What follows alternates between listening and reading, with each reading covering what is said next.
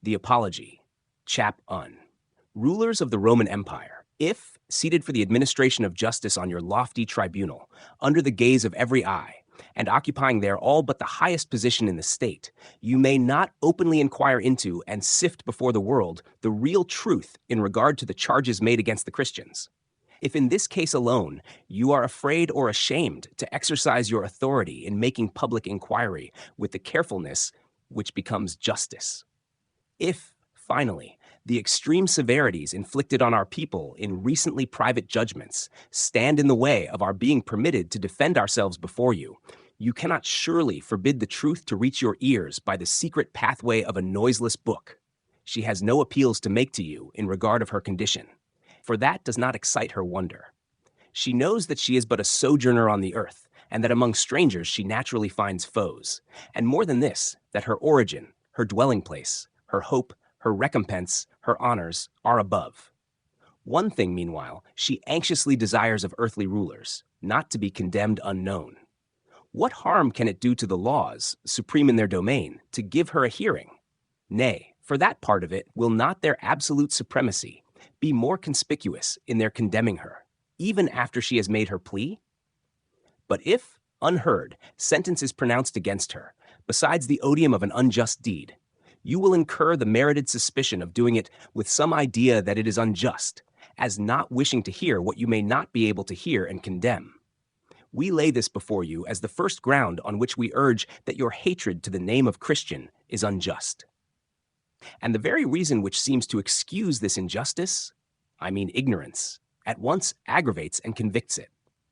For what is there more unfair than to hate a thing of which you know nothing, even though it deserve to be hated? Hatred is only merited when it is known to be merited. But without that knowledge, whence is its justice to be vindicated? For that is to be proved, not from the mere fact that an aversion exists, but from acquaintance with the subject. When men, then, give way to a dislike simply because they are entirely ignorant of the nature of the thing disliked, why may it not be precisely the very sort of thing they should not dislike? So we maintain that they are both ignorant while they hate us, and hate us unrighteously while they continue in ignorance, the one thing being the result of the other either way of it. The proof of their ignorance, at once condemning and excusing their injustice, is this, that those who once hated Christianity because they knew nothing about it, no sooner come to know it than they all lay down at once their enmity. From being its haters, they become its disciples. By simply getting acquainted with it, they begin now to hate what they had formerly been, and to profess what they had formerly hated, and their numbers are as great as are laid to our charge. The outcry is that the state is filled with Christians, that they are in the fields, in the citadels, in the islands.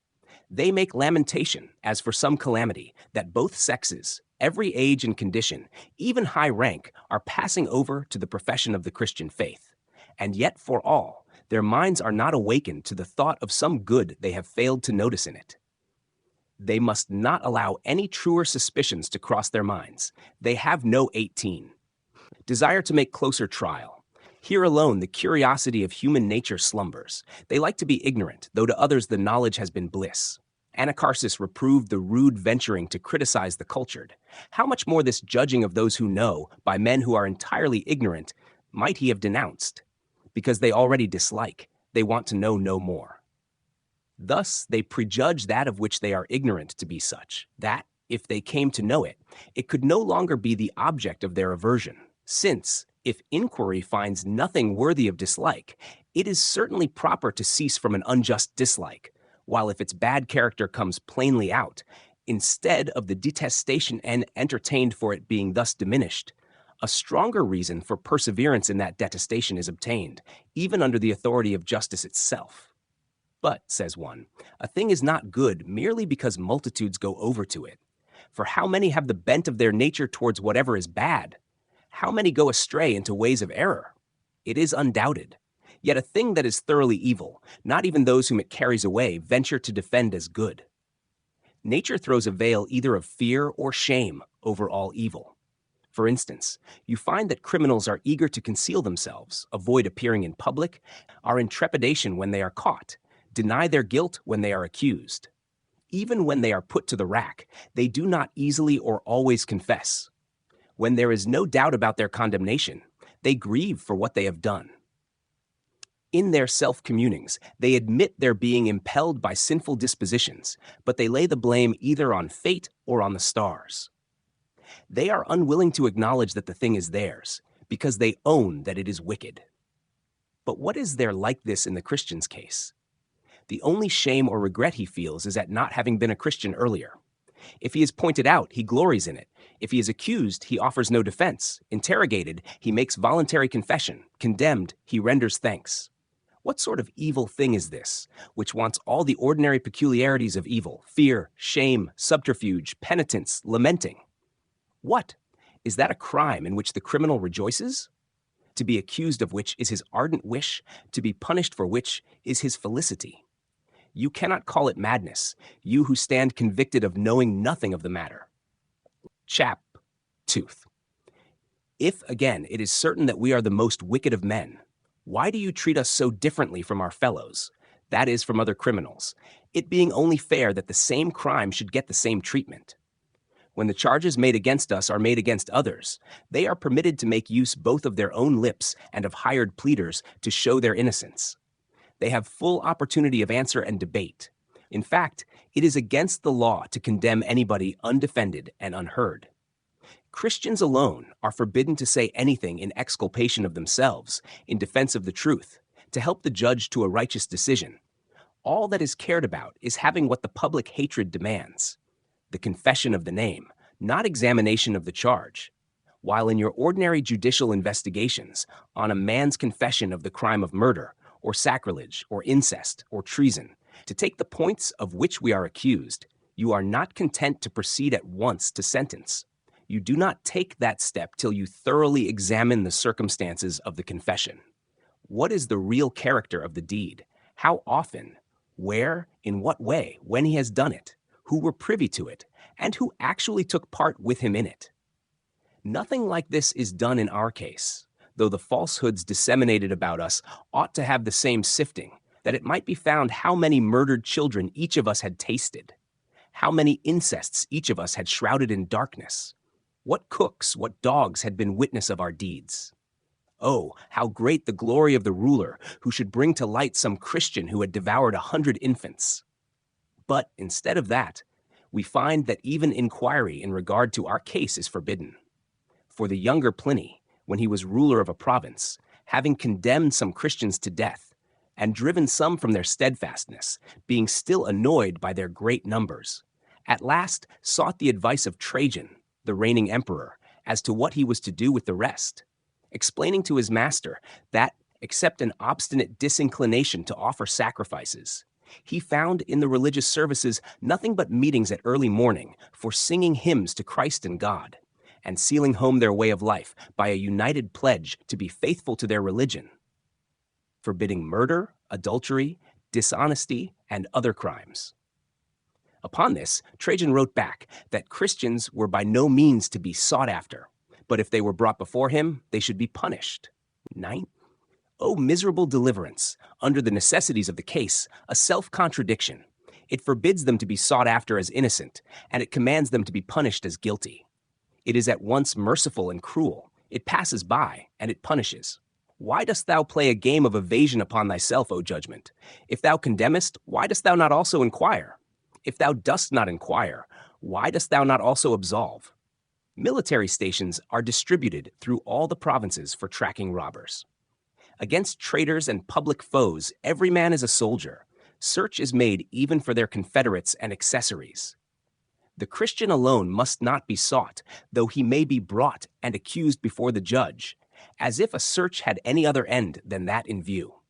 And so you condemn the man for whom nobody wished a search to be made when he is presented to you, and who even now does not deserve punishment, I suppose, because of his guilt, but because, though forbidden to be sought, he was found. And then, too, you do not in that case deal with us in the ordinary way of judicial proceedings against offenders. For, in the case of others denying, you apply the torture to make them confess. Christians alone you torture, to make them deny. Whereas, if we were guilty of any crime, we should be sure to deny it, and you with your tortures would force us to confession. Nor indeed should you hold that our crimes require no such investigation, merely on the ground that you are convinced by our confession of the name, that the deeds were done. You, who are daily wont, though you know well enough what murder is, none the less to extract from the confessed murderer a full account of how the crime was perpetrated. So that with all the greater perversity you act, when, holding our crimes proved by our confession of the name of Christ, you drive us by torture to fall from our confession, that, repudiating the name, we may in like manner repudiate also the crimes with which, from that same confession, you had assumed that we were chargeable. I suppose, though you believe us to be the worst of mankind, you do not wish us to perish. For thus, no doubt, you are in the habit of bidding the murderer deny, and of ordering the man guilty of sacrilege to the rack, if he persevere in his acknowledgement. Is that the way of it?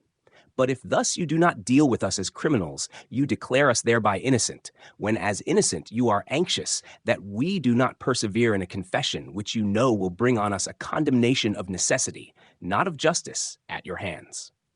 I am a Christian, the man cries out. He tells you what he is. You wish to hear from him what he is not.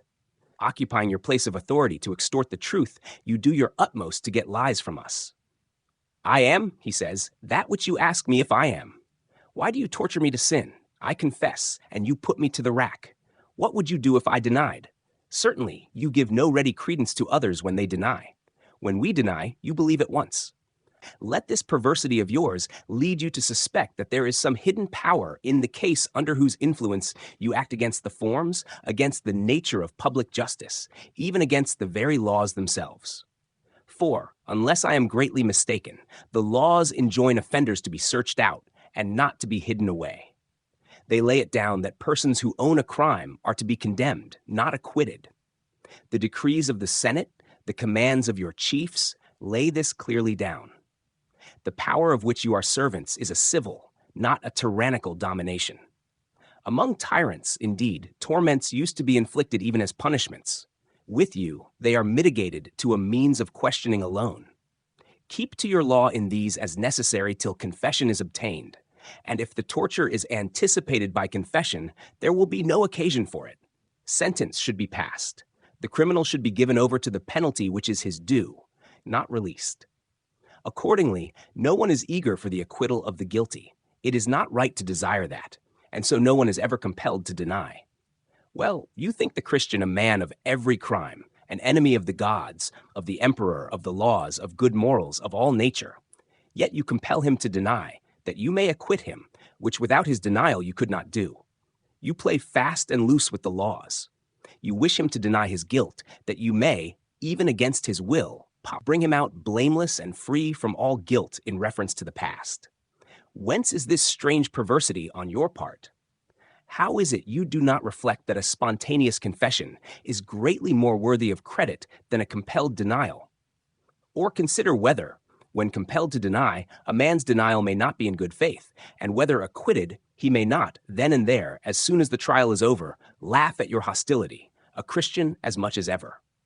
Seeing, then, that in everything you deal differently with us than with other criminals, bent upon the one object of taking from us our name, indeed, it is ours no more if we do what Christians never do, it is made perfectly clear that there is no crime of any kind in the case, but merely a name which a certain system, ever working against the truth, pursues with its enmity, doing this chiefly with the object of securing that men may have no desire to know for certain what they know for certain they are entirely ignorant of.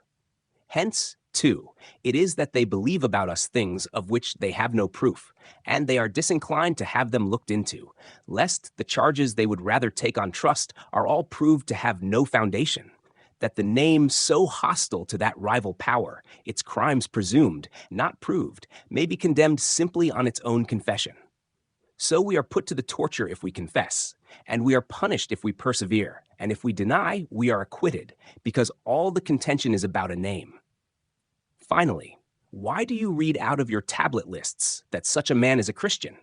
Why not also that he is a murderer? And if a Christian is a murderer, why not guilty too of incest or any other vile thing you believe of us?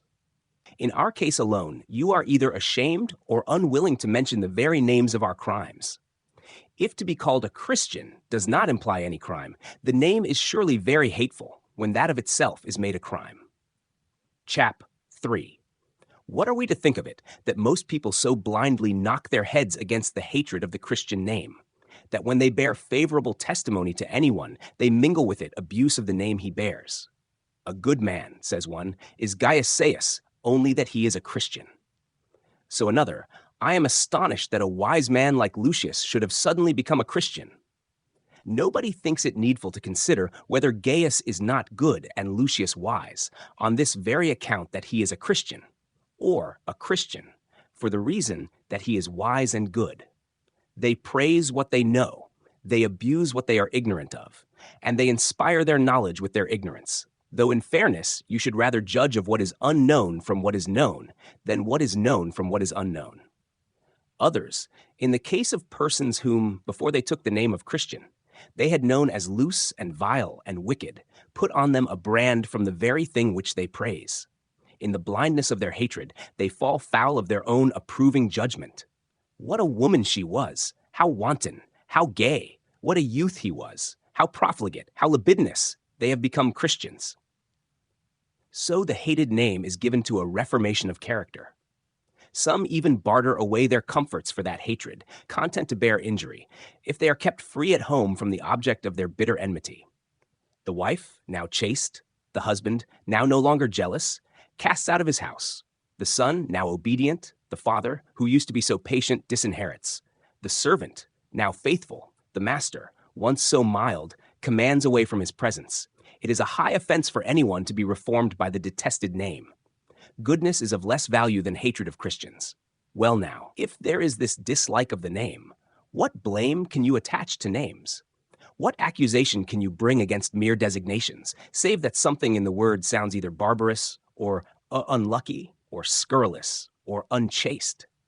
But Christian, so far as the meaning of the word is concerned, is derived from anointing. Yes, and even when it is wrongly pronounced by you Christianus, for you do not even know accurately the name you hate, it comes from sweetness and benignity. You hate, therefore, in the guiltless, even a guiltless name. But the special ground of dislike to the sect is that it bears the name of its founder. Is there anything new in a religious sect getting for its followers a designation from its master? Are not the philosophers called from the founders of their systems, Platonists, Epicureans, Pythagoreans? Are not the Stoics and academics so called also from the places in which they assembled and stationed themselves? And are not physicians named from Erasistratus, grammarians from Aristarchus, cooks even from Apicius? And yet the bearing of the name, transmitted from the original institutor with whatever he has instituted, offends no one. No doubt, if it is proved that the sect is a bad one, and so its founder bad as well, that will prove that the name is bad and deserves our aversion, in respect of the character both of the sect and its author. Before, therefore, taking up a dislike to the name, it behoved you to consider the sect in the author, or the author in the sect.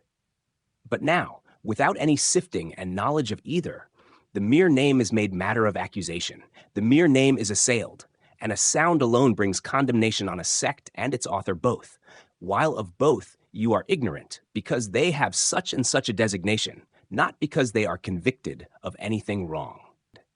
Chap 4th. And so, having made these remarks as it were by way of preface, that I might show in its true colors the injustice of the public hatred against us, I shall now take my stand on the plea of our blamelessness. And I shall not only refute the things which are objected to us, but I shall also retort them on the objectors, that in this way all may know that Christians are free from the very crimes they are so well aware prevail among themselves, that they may at the same time be put to the blush for their accusations against us.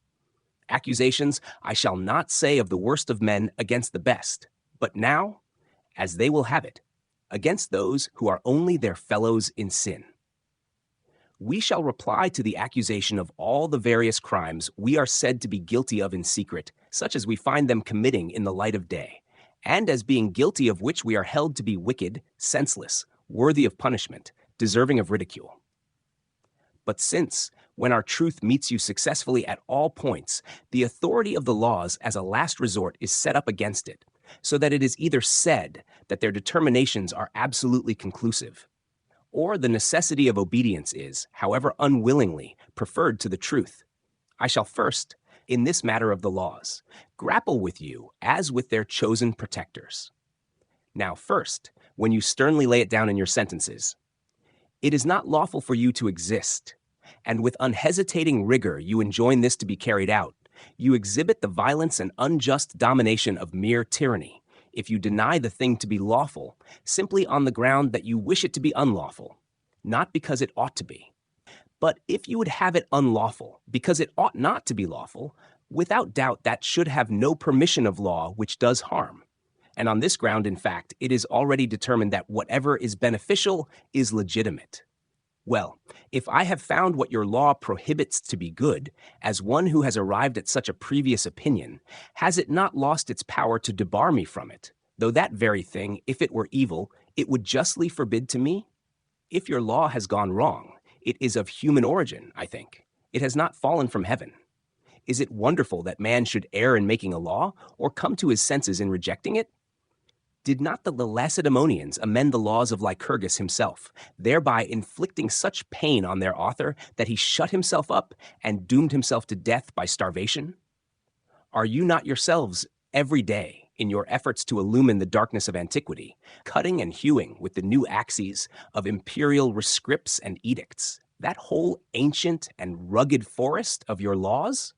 Has not Severus, that most resolute of rulers, but yesterday repealed the ridiculous Papian laws which compelled people to have children before the Julian laws allow matrimony to be contracted, and that though they have the authority of age upon their side? There were laws, too, in old times, that parties against whom a decision had been given might be cut in pieces by their creditors. However, by common consent, that cruelty was afterwards erased from the statutes, and the capital penalty turned into a brand of shame. By adopting the plan of confiscating a debtor's goods, it was sought rather to pour the blood in blushes over his face than to pour it out. How many laws lie hidden out of sight which still require to be reformed? For it is neither the number of their years nor the dignity of their maker that commends them, but simply that they are just. And therefore, when their injustice is recognized, they are deservedly condemned, even though they condemn. Why speak we of them as unjust? Nay, if they punish mere names, we may well call them irrational. But if they punish acts, why in our case do they punish acts solely on the ground of a name, while in others they must have them proved not from the name, but from the wrong done? I am a practicer of incest, so they say. Why do they not inquire into it? I am an infant killer. Why do they not apply the torture to get from me the truth? I am guilty of crimes against the gods, against the Caesars. Why am I, who am able to clear myself, not allowed to be heard on my own behalf? No law forbids the sifting of the crimes which it prohibits, for a judge never inflicts a righteous vengeance if he is not well assured that a crime has been committed. Nor does a citizen render a true subjection to the law if he does not know the nature of the thing on which the punishment is inflicted. It is not enough that a law is just, nor that the judge should be convinced of its justice. Those from whom obedience is expected should have that conviction too. Nay, a law lies under strong suspicions which does not care to have itself tried and approved. It is a positively wicked law. If, unproved, it tyrannizes over men. Chap 5. To say a word about the origin of laws of the kind to which we now refer, there was an old decree that no god should be consecrated by the emperor till first approved by the Senate. Marcus Aemilius had experience of this in reference to his god Alburnus. And this, too, makes for our case that among you divinity is allotted at the judgment of human beings. Unless gods give satisfaction to men, there will be no deification for them. The god will have to propitiate the man. Tiberius, accordingly, in whose days the Christian name made its entry into the world, having himself received intelligence from Palestine of events which had clearly shown the truth of Christ's divinity, brought the matter before the Senate with his own decision in favor of Christ. The Senate, because it had not given the approval itself, rejected his proposal. Caesar held to his opinion, threatening wrath against all accusers of the Christians. Consult your histories. You will there find that Nero was the first who assailed with the imperial sword the Christian sect, making profession then especially at Rome. But we glory in having our condemnation hallowed by the hostility of such a wretch. For anyone who knows him can understand that not except as being of singular excellence did anything bring on it Nero's condemnation. Domitian, too, a man of Nero's type and cruelty, tried his hand at persecution, but as he had something of the human in him, he soon put an end to what he had begun, even restoring again those whom he had banished. Such as these have always been our persecutors, men unjust, impious, base, of whom even you yourselves have no good to say, the sufferers under whose sentences you have been wont to restore. But among so many princes from that time to the present day, with anything of divine and human wisdom in them, point out a single persecutor of the Christian name. So far from that, we, on the contrary, bring before you one who was their protector, as you will see by examining the letters of Marcus Aurelius, that most grave of emperors, in which he bears his testimony that the Germanic drought was removed by the rains obtained through the prayers of the Christians who chanced to be fighting under him. And as he did not by public law remove from Christians their legal disabilities, yet in another way he put them openly aside, even adding a sentence of condemnation and that of greater severity against their accusers. What sort of laws are these which the impious alone execute against us, and the unjust, the vile, the bloody, the senseless, the insane, which Trajan to some extent made naught by forbidding Christians to be sought after, which neither a Hadrian, though fond of searching into all things strange and new, nor a Vespasian, though the subjugator of the Jews, nor a Pius, nor a Varus, ever enforced? It should surely be judged more natural for bad men to be eradicated by good princes as being their natural enemies than by those of a spirit kindred with their own. Chap 6.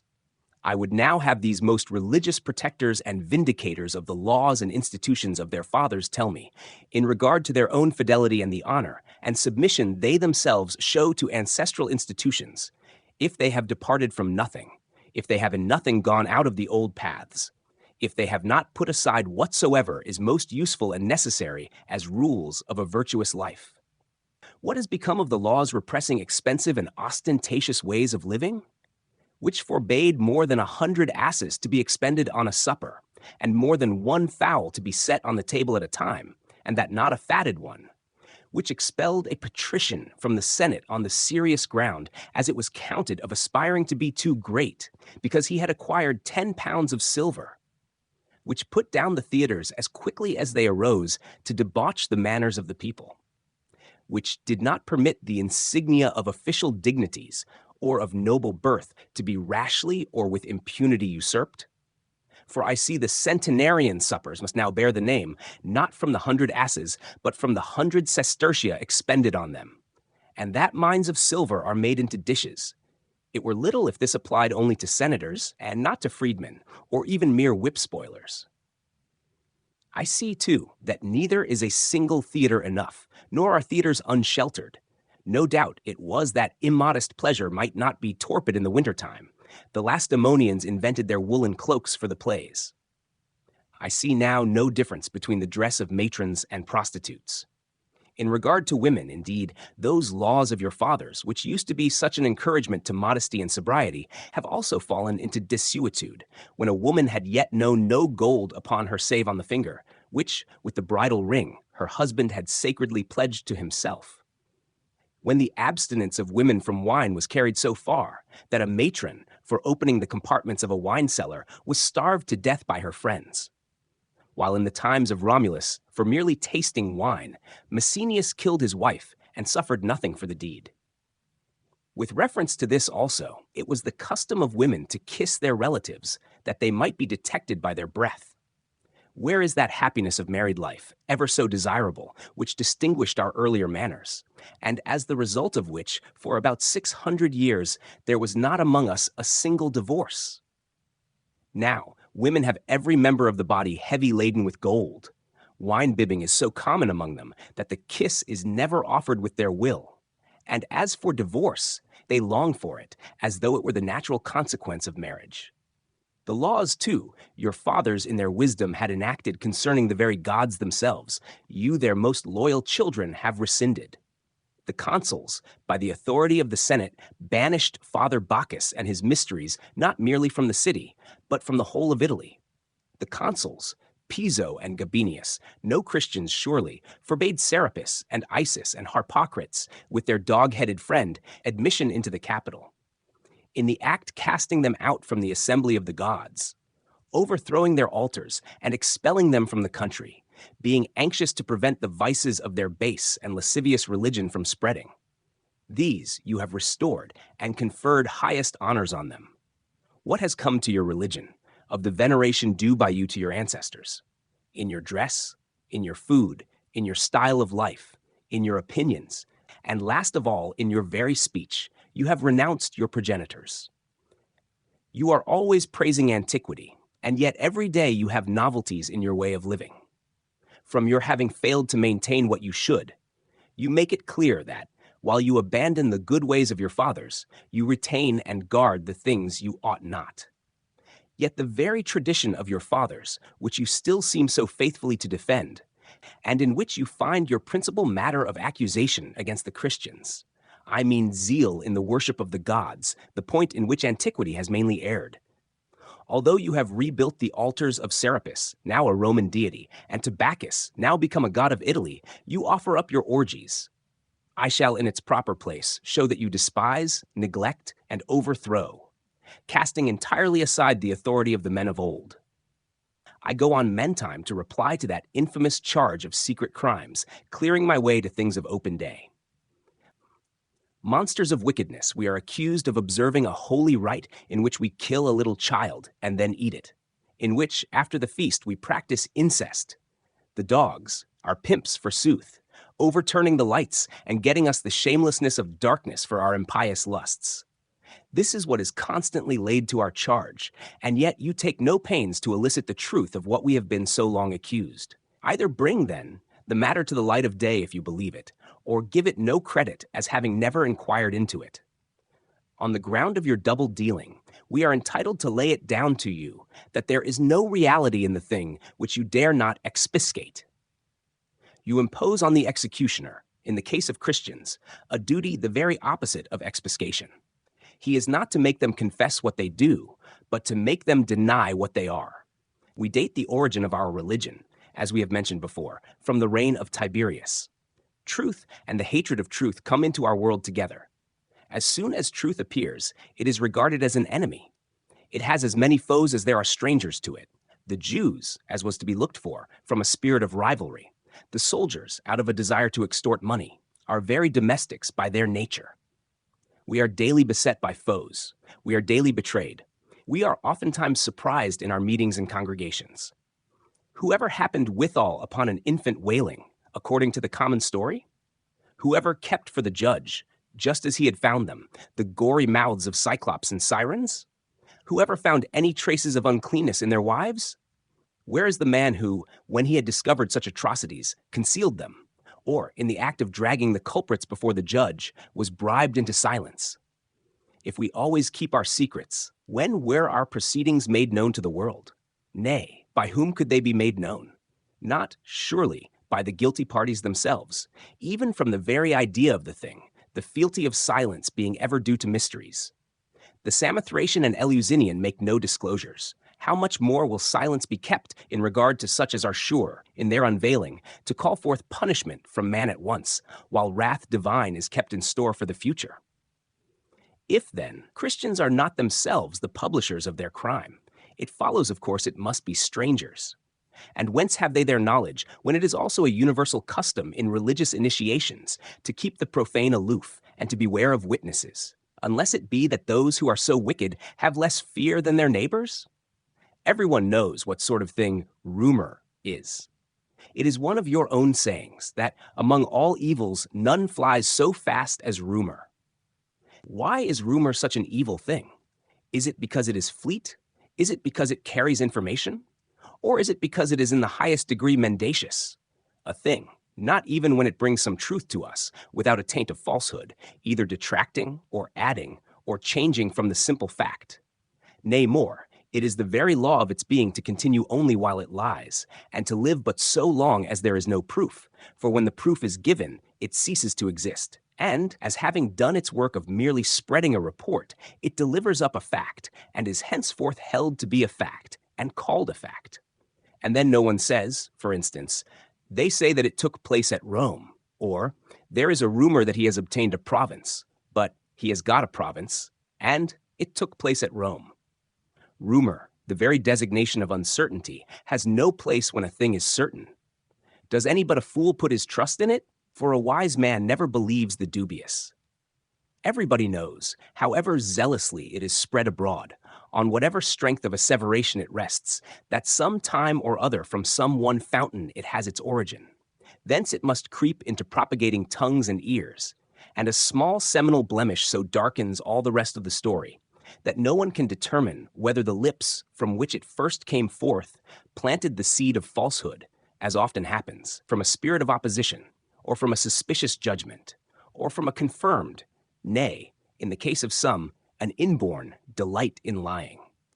It is well that time brings all to light, as your proverbs and sayings testify, by a provision of nature, which has so appointed things that nothing long is hidden, even though rumor has not disseminated it. It is just then, as it should be, that fame for so long a period has been alone aware of the crimes of Christians.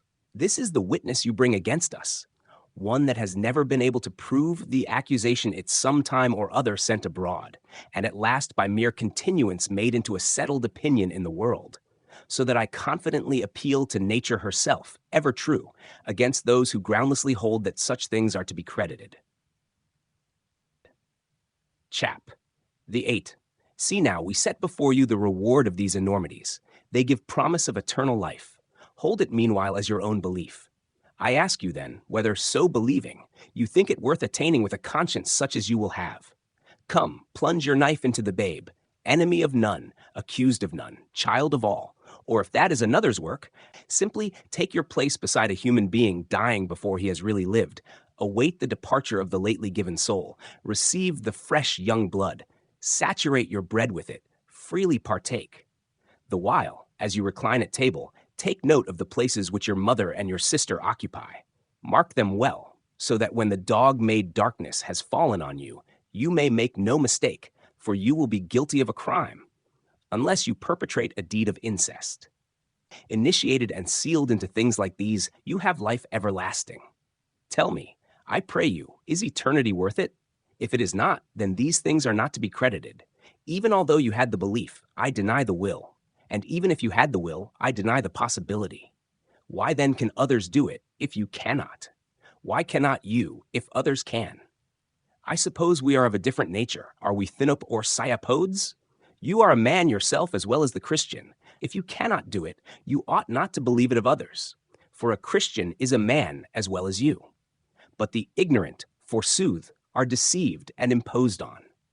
They were quite unaware of anything of the kind being imputed to Christians, or they would certainly have looked into it for themselves and searched the matter out. Instead of that, it is the custom for persons wishing initiation into sacred rites, I think, to go first of all to the master of them, that he may explain what preparations are to be made.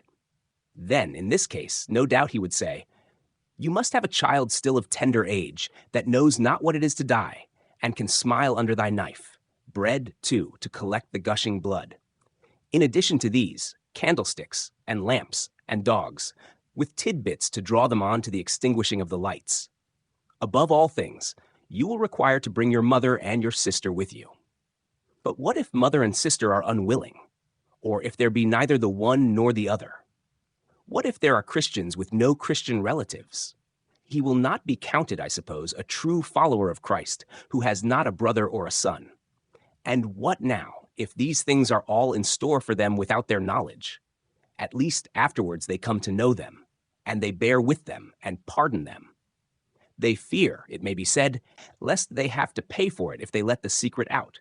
Nay, but they will rather in that case have every claim to protection.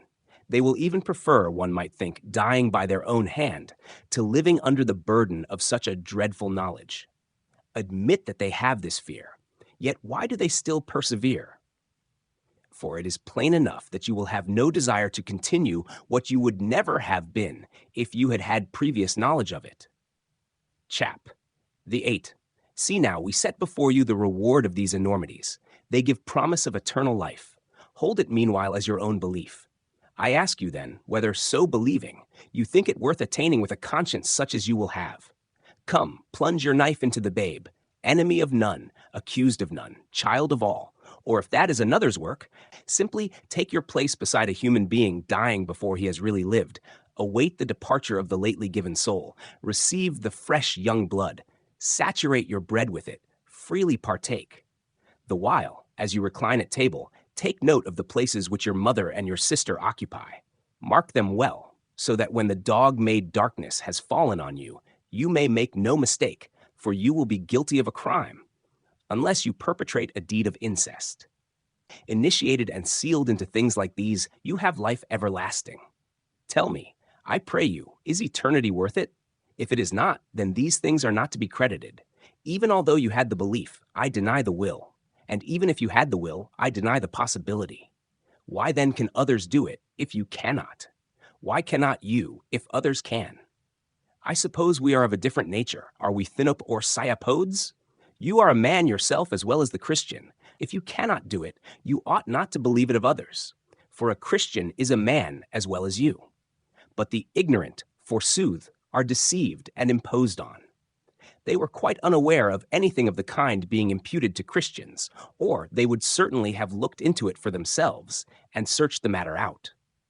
Instead of that, it is the custom for persons wishing initiation into sacred rites, I think, to go first of all to the master of them, that he may explain what preparations are to be made. Then, in this case, no doubt he would say, "You must have a child still of tender age, that knows not what it is to die, and can smile under thy knife. Bread, too, to collect the gushing blood. In addition to these, candlesticks, and lamps, and dogs, with tidbits to draw them on to the extinguishing of the lights. Above all things, you will require to bring your mother and your sister with you." But what if mother and sister are unwilling? Or if there be neither the one nor the other? What if there are Christians with no Christian relatives? He will not be counted, I suppose, a true follower of Christ who has not a brother or a son. And what now, if these things are all in store for them without their knowledge? At least afterwards they come to know them, and they bear with them and pardon them. They fear, it may be said, lest they have to pay for it if they let the secret out.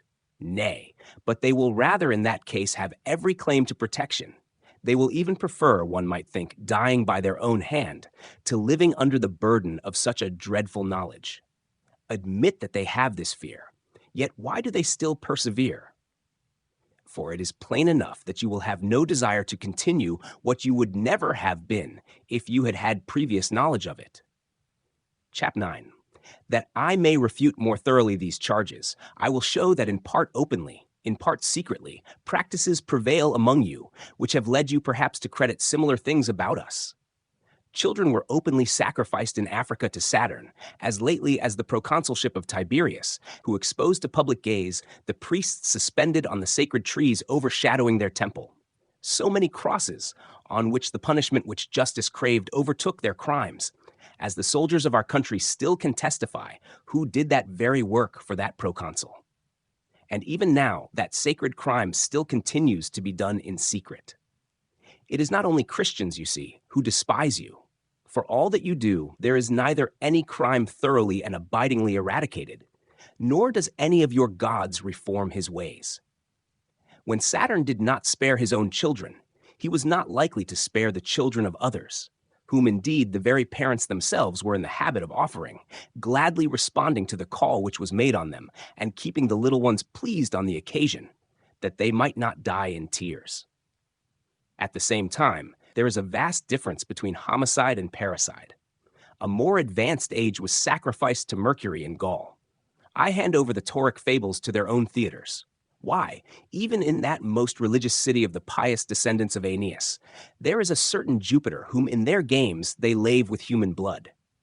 It is the blood of a beast fighter, you say. Is it less, because of that, the blood of a man? Or is it viler blood, because it is from the veins of a wicked man? At any rate, it is shed in murder. O Jove, thyself a Christian, and in truth only son of thy father in his cruelty. But in regard to child murder, as it does not matter whether it is committed for a sacred object or merely at one's own self-impulse, although there is a great difference, as we have said, between parricide and homicide, I shall turn to the people generally. How many, think you, of those crowding around and gaping for Christian blood, how many even of your rulers, notable for their justice to you and for their severe measures against us, may I charge in their own consciences with the sin of putting their offspring to death? As to any difference in the kind of murder, it is certainly the more cruel way to kill by drowning, or by exposure to cold and hunger and dogs.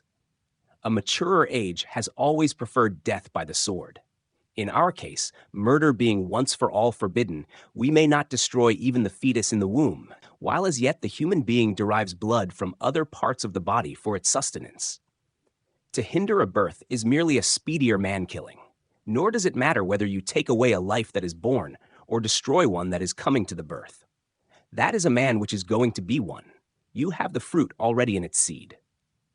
As to meals of blood and such tragic dishes, read. I am not sure where it is told. It is in Herodotus, I think. How blood taken from the arms and tasted by both parties has been the treaty bond among some nations. I'm not sure what it was that was tasted in the time of Catiline. They say, too, that among some Scythian tribes, the dead are eaten by their friends. But I am going far from home. At this day, among ourselves, blood consecrated to Bellona, blood drawn from a punctured thigh and then partaken of, seals initiation into the rites of that goddess.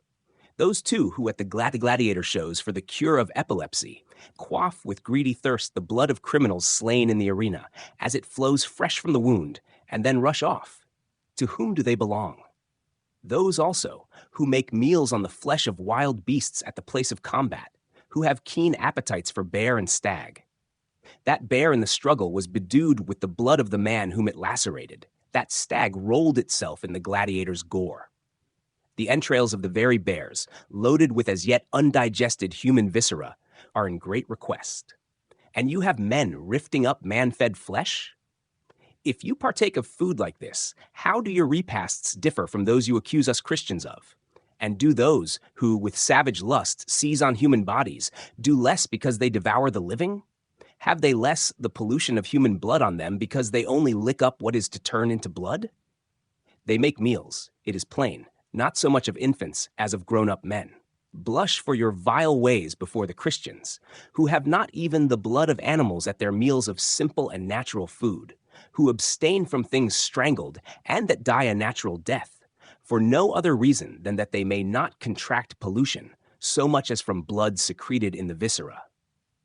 To clench the matter with a single example, you tempt Christians with sausages of blood, just because you are perfectly aware that the thing by which you thus try to get them to transgress, they hold unlawful. And how unreasonable it is to believe that those of whom you are convinced that they regard with horror the idea of tasting the blood of oxen are eager after blood of men, unless, mayhap, you have tried it and found it sweeter to the taste. Nay, in fact, there is here a test you should apply to discover Christians, as well as the firepan and the censer. They should be proved by their appetite for human blood, as well as by their refusal to offer sacrifice. Just as otherwise, they should be affirmed to be free of Christianity by their refusal to taste of blood, as by their sacrificing. And there would be no want of blood of men, amply supplied as that would be in the trial and condemnation of prisoners. Then, who are more given to the crime of incest than those who have enjoyed the instruction of Jupiter himself? Ctesias tells us that the Persians have illicit intercourse with their mothers. The Macedonians, too, are suspected on this point, for on first hearing the tragedy of Oedipus, they made mirth of the incest-doer's grief, exclaiming, "Hlaune eisthen matera." Even now reflect what opportunity there is for mistakes leading to incestuous comminglings, your promiscuous looseness supplying the materials. You first of all expose your children that they may be taken up by any compassionate passerby to whom they are quite unknown, or you give them away to be adopted by those who will do better to them the part of parents. Well, some time or other, all memory of the alienated progeny must be lost. And when once a mistake has been made, the transmission of incest thence will still go on, the race and the crime creeping on together. Then, further, wherever you are, at home, abroad, over the seas, your lust is an attendant whose general indulgence, or even its indulgence in the most limited scale, may easily and unwittingly anywhere beget children, so that in this way a progeny scattered about in the commerce of life may have intercourse with those who are their own kin, and have no notion that there is any incest in the case. A persevering and steadfast chastity has protected us from anything like this. Keeping as we do from adulteries and all post-matrimonial unfaithfulness, we are not exposed to incestuous mishaps. Some of us, making matters still more secure, beat away from them entirely the power of sensual sin by a virgin continence, still boys in this respect when they are old. If you would but take notice that such sins as I have mentioned prevail among you, that would lead you to see that they have no existence among Christians. The same eyes would tell you of both facts. But the two blindnesses are apt to go together, so that those who do not see what is think they see what is not. I shall show it to be so in everything. But now let me speak of matters which are more dear. Chap tex. You do not worship the gods, you say, and you do not offer sacrifices for the emperors. Well, we do not offer sacrifice for others, for the same reason that we do not for ourselves, namely, that your gods are not at all the objects of our worship. So we are accused of sacrilege and treason. This is the chief ground of charge against us. Nay, it is the sum total of our offending. And it is worthy then of being inquired into, if neither prejudice nor injustice be the judge, the one of which has no idea of discovering the truth, and the other simply and at once rejects it. We do not worship your gods because we know that there are no such beings. This, therefore, is what you should do. You should call on us to demonstrate their non-existence, and thereby prove that they have no claim to adoration. For only if your gods were truly so, would there be any obligation to render divine homage to them. And punishment even were due to Christians, if it were made plain that those to whom they refused all worship were indeed divine. But you say, they are gods.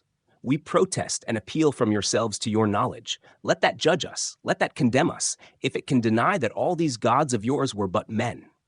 If even it venture to deny that, it will be confuted by its own books of antiquities, from which it has got its information about them, bearing witness to this day, as they plainly do, both of the cities in which they were born and the countries in which they have left traces of their exploits, as well as where also they are proved to have been buried. Shall I now, therefore, go over them one by one, so numerous and so various, new and old, barbarian, Grecian, Roman, foreign, captive and adopted, private and common, male and female, rural and urban, naval and military? It were useless even to hunt out all their names, so I may content myself with a compend, and this not for your information, but that you may have what you know brought to your recollection, for undoubtedly you act as if you had forgotten all about them. No one of your gods is earlier than Saturn. From him you trace all your deities, even those of higher rank and better known. What, then, can be proved of the first will apply to those that follow. So far, then, as books give us information, neither the Greek Diodorus nor Thales, neither Cassius Severus nor Cornelius Nepos, nor any writer upon sacred antiquities, have ventured to say that Saturn was any but a man.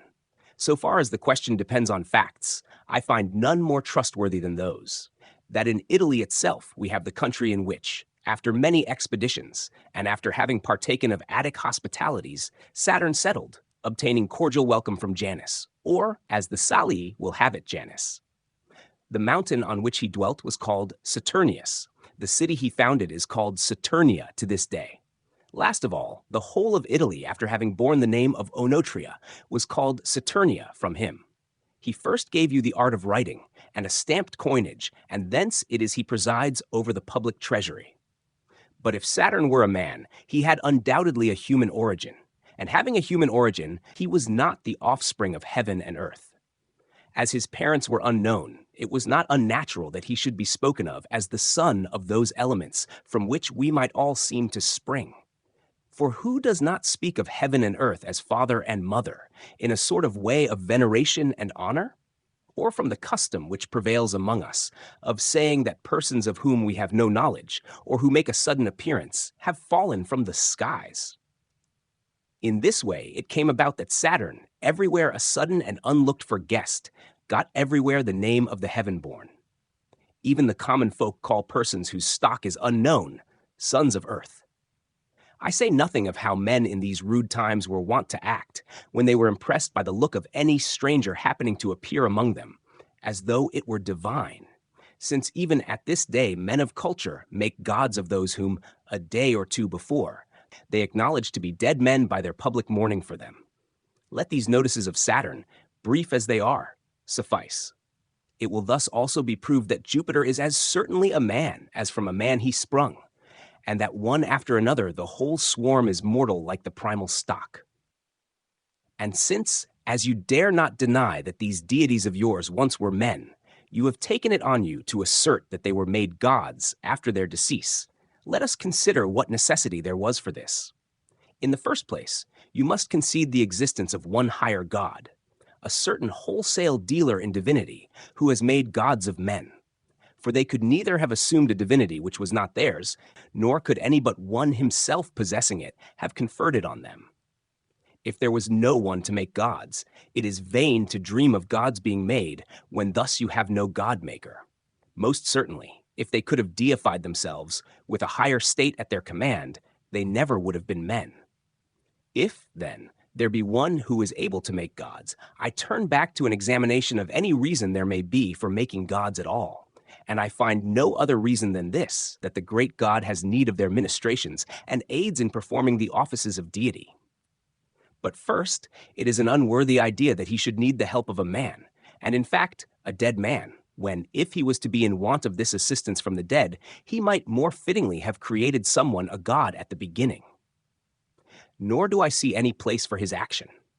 For this entire world mass, whether self-existent and uncreated, as Pythagoras maintains, or brought into being by a creator's hands, as Plato holds, was manifestly, once for all in its original construction, disposed and furnished, and ordered, and supplied with a government of perfect wisdom. That cannot be imperfect which has made all perfect.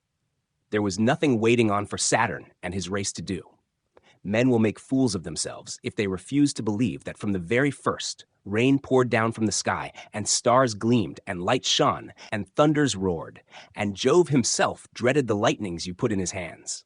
That in like manner before Bacchus, and Ceres, and Minerva, nay, before the first man, whoever that was, every kind of fruit burst forth plentifully from the bosom of the earth, for nothing provided for the support and sustenance of man could be introduced after his entrance on the stage of being. Accordingly, these necessaries of life are said to have been discovered, not created. But the thing you discover existed before, and that which had a pre-existence must be regarded as belonging not to him who discovered it, but to him who made it, for of course it had a being before it could be found. But if, on account of his being the discoverer of the vine, Bacchus is raised to godship, Lucullus, who first introduced the cherry from Pontus into Italy, has not been fairly dealt with, for as the discoverer of a new fruit, he has not, as though he were its creator, been awarded divine honors. Wherefore, if the universe existed from the beginning, thoroughly furnished with its system working under certain laws for the performance of its functions, there is, in this respect, an entire absence of all reason for electing humanity to divinity. For the positions and powers which you have assigned to your deities have been from the beginning precisely what they would have been, although you had never deified them. But you turn to another reason, telling us that the conferring of deity was a way of rewarding worth. And hence you grant, I conclude, that the God-making God is of transcendent righteousness, one who will neither rashly, improperly, nor needlessly bestow a reward so great. I would have you then consider whether the merits of your deities are of a kind to have raised them to the heavens, and not rather to have sunk them down into the lowest depths of Tartarus, the place which you regard, with many, as the prison house of infernal punishments. For into this dread place are wont to be cast all who offend against filial piety, and such as are guilty of incest with sisters, and seducers of wives, and ravishers of virgins, and boy polluters, and men of furious tempers, and murderers, and thieves, and deceivers. All, in short, who tread in the footsteps of your gods, not one of whom you can prove free from crime or vice, save by denying that they had ever a human existence. But as you cannot deny that, you have those foul blots also as an added reason for not believing that they were made gods afterward. For if you rule for the very purpose of punishing such deeds, if every virtuous man among you rejects all correspondence, converse, and intimacy with the wicked and base, while, on the other hand, the high God has taken up their mates to a share of his majesty, on what ground is it that you thus condemn those whose fellow actors you adore? Your goodness is an affront in the heavens. Deify your vilest criminals, if you would please your gods. You honor them by giving divine honors to their fellows. But to say no more about a way of acting so unworthy, there have been men virtuous and pure and good. Yet how many of these nobler men you have left in the regions of doom? As Socrates, so renowned for his wisdom, Aristides for his justice, Themistocles for his warlike genius, Alexander for his sublimity of soul, Polycrates for his good fortune, Croesus for his wealth, Demosthenes for his eloquence. Which of these gods of yours is more remarkable for gravity and wisdom than Cato, more just and warlike than Scipio? Which of them more magnanimous than Pompey, more prosperous than Sylla, of greater wealth than Crassus, more eloquent than Tullius? How much better it would have been for the God Supreme to have waited that he might have taken such men as these to be his heavenly associates, prescient as he must have surely been of their worthier character. He was in a hurry, I suppose, and straightway shut heaven's gates. And now he must surely feel ashamed at these worthies murmuring over their lot in the regions below. Chap 12. But I pass from these remarks, for I know, and I am going to show what your gods are not, by showing what they are. In reference, then, to these, I see only names of dead men of ancient times. I hear fabulous stories. I recognize sacred rites rounded on mere myths. As to the actual images, I regard them as simply pieces of matter akin to the vessels and utensils in common use among us, or even undergoing in their consecration a hapless change from these useful articles at the hands of reckless art, which in the transforming process treats them with utter contempt, nay, in the very act commits sacrilege, so that it might be no slight solace to us in all our punishments, suffering as we do because of these same gods, that in their making they suffer as we do themselves. You put Christians on crosses and stakes. What image is not formed from the clay in the first instance, set on cross and stake? The body of your God is first consecrated on the gibbet. You tear the sides of Christians with your claws, but in the case of your own gods, axes and planes and rasps are put to work more vigorously on every member of the body. We lay our heads upon the block, before the lead and the glue and the nails are put in requisition. Your deities are headless. We are cast to the wild beasts, while you attach them to Bacchus and Cybele and Celestis. We are burned in the flames, so too are they in their original lump. We are condemned to the mines. From these your gods originate. We are banished to islands. In islands, it is a common thing for your gods to have their birth or die. If it is in this way a deity is made, it will follow that as many as are punished are deified, and tortures will have to be declared divinities. But plain it is these objects of your worship have no sense of the injuries and disgraces of their consecration, as they are equally unconscious of the honors paid to them. O impious words, O blasphemous reproaches, gnash your teeth upon us, foam with maddened rage against us. Ye are the persons, no doubt, who censured a certain Seneca, speaking of your superstition at much greater length and far more sharply. In a word, if we refuse our homage to statues and frigid images, the very counterpart of their dead originals, with which hawks and mice and spiders are so well acquainted, does it not merit praise instead of penalty that we have rejected what we have come to see is error? We cannot surely be made out to injure those who we are certain are non-entities. What does not exist is in its non-existence secure from suffering. Chap 13. But they are gods to us, you say. And how is it then that in utter inconsistency with this, you are convicted of impious, sacrilegious, and irreligious conduct to them, neglecting those you imagine to exist, destroying those who are the objects of your fear, making mock of those whose honor you avenge? See now if I go beyond the truth. First, indeed, seeing you worship some one God and some another, of course you give offense to those you do not worship. You cannot continue to give preference to one without slighting another, for selection implies rejection. You despise, therefore, those whom you thus reject, for in your rejection of them, it is plain you have no dread of giving them offense. For, as we have already shown, every god depended on the decision of the Senate for his godhead. No god was he whom man in his own counsels did not wish to be so, and thereby condemned. The family deities you call lares, you exercise a domestic authority over, pledging them, selling them, changing them, making sometimes a cooking pot of a Saturn, a fire pan of a Minerva, as one or other happens to be worn down or broken in its long sacred use, or as the family head feels the pressure of some more sacred home necessity. In like manner, by public law you disgrace your state gods, putting them in the auction catalog and making them a source of revenue.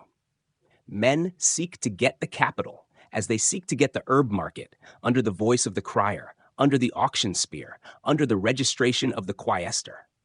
Deity is struck off and farmed out to the highest bidder. But indeed, lands burdened with tribute are of less value. Men under the assessment of a poll tax are less noble, for these things are the marks of servitude. In the case of the gods, on the other hand, the sacredness is great in proportion to the tribute which they yield. Nay, the more sacred is a god, the larger is the tax he pays. Majesty is made a source of gain.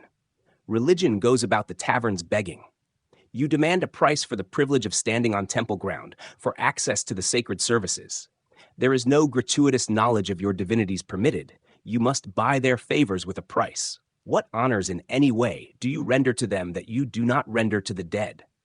You have temples in the one case just as in the other. You have altars in the one case as in the other. Their statues have the same dress, the same insignia. As the dead man had his age, his art, his occupation, so it is with the deity. In what respect does the funeral feast differ from the feast of Jupiter? Or the bowl of the gods from the ladle of the mains? Or the undertaker from the soothsayer, as in fact this latter personage also attends upon the dead? With perfect propriety you give divine honors to your departed emperors as you worship them in life. The gods will count themselves indebted to you. Nay, it will be matter of high rejoicing among them that their masters are made their equals.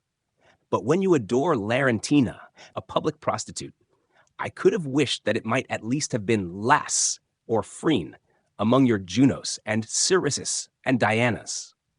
When you install in your pantheon Simon Magus, giving him a statue and the title of holy god. When you make an infamous court page a god of the sacred synod, although your ancient deities are in reality no better. They will still think themselves affronted by you, that the privilege antiquity conferred on them alone has been allowed to others. Chap 414. I wish now to review your sacred rites, and I pass no censure on your sacrificing, when you offer the worn out, the scabbed, the corrupting. When you cut off from the fat and the sound the useless parts, such as the head and the hoofs, which in your house you would have assigned to the slaves or the dogs. When of the tithe of Hercules you do not lay a third upon his altar. I am disposed rather to praise your wisdom in rescuing something from being lost. But turning to your books, from which you get your training in wisdom and the nobler duties of life, what utterly ridiculous things I find. That for Trojans and Greeks the gods fought among themselves like pairs of gladiators. That Venus was wounded by a man because she would rescue her son Aeneas when he was in peril of his life from the same Diomede. That Mars was almost wasted away by a 13 months imprisonment. That Jupiter was saved by a monster's aid from suffering the same violence at the hands of the other gods. That he now laments the fate of Sarpedon, now foully makes love to his own sister, recounting to her former mistresses, now for a long time past not so dear as she. After this, what poet is not found copying the example of his chief to be a disgracer of the gods? One gives Apollo to King Admetus to tend his sheep. Another hires out the building labors of Neptune to Laomedon. A well-known lyric poet, too, Pindar, sings of Aesculapius deservedly stricken with lightning for his greed in practicing wrongfully his art. A wicked deed it was of Jupiter, if he hurled the bolt unnatural to his grandson and exhibiting envious feeling to the physician.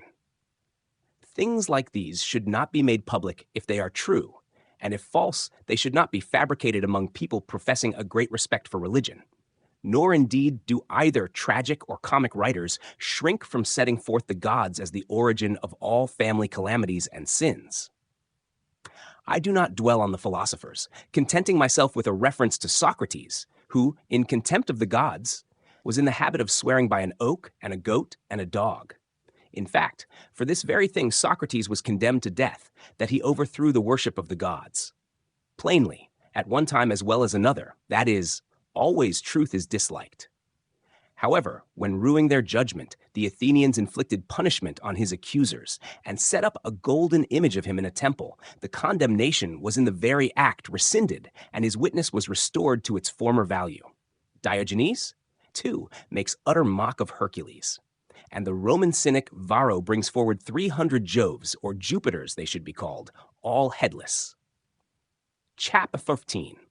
Others of your writers, in their wantonness, even minister to your pleasures by vilifying the gods. Examine those charming farces of your Lentuli and Hostili, whether in the jokes and tricks it is the buffoons or the deities which afford you merriment. Such farces I mean as Anubis the adulterer, and Luna of the masculine gender, and Diana under the lash, and the reading the will of Jupiter deceased, and the 3 famishing Herculeses held up to ridicule. Your dramatic literature, too, depicts all the vileness of your gods. The sun mourns his offspring cast down from heaven, and you are full of glee. Cybele sighs after the scornful swain, and you do not blush. You brook the stage recital of Jupiter's misdeeds, and the shepherd judging Juno, Venus, and Minerva.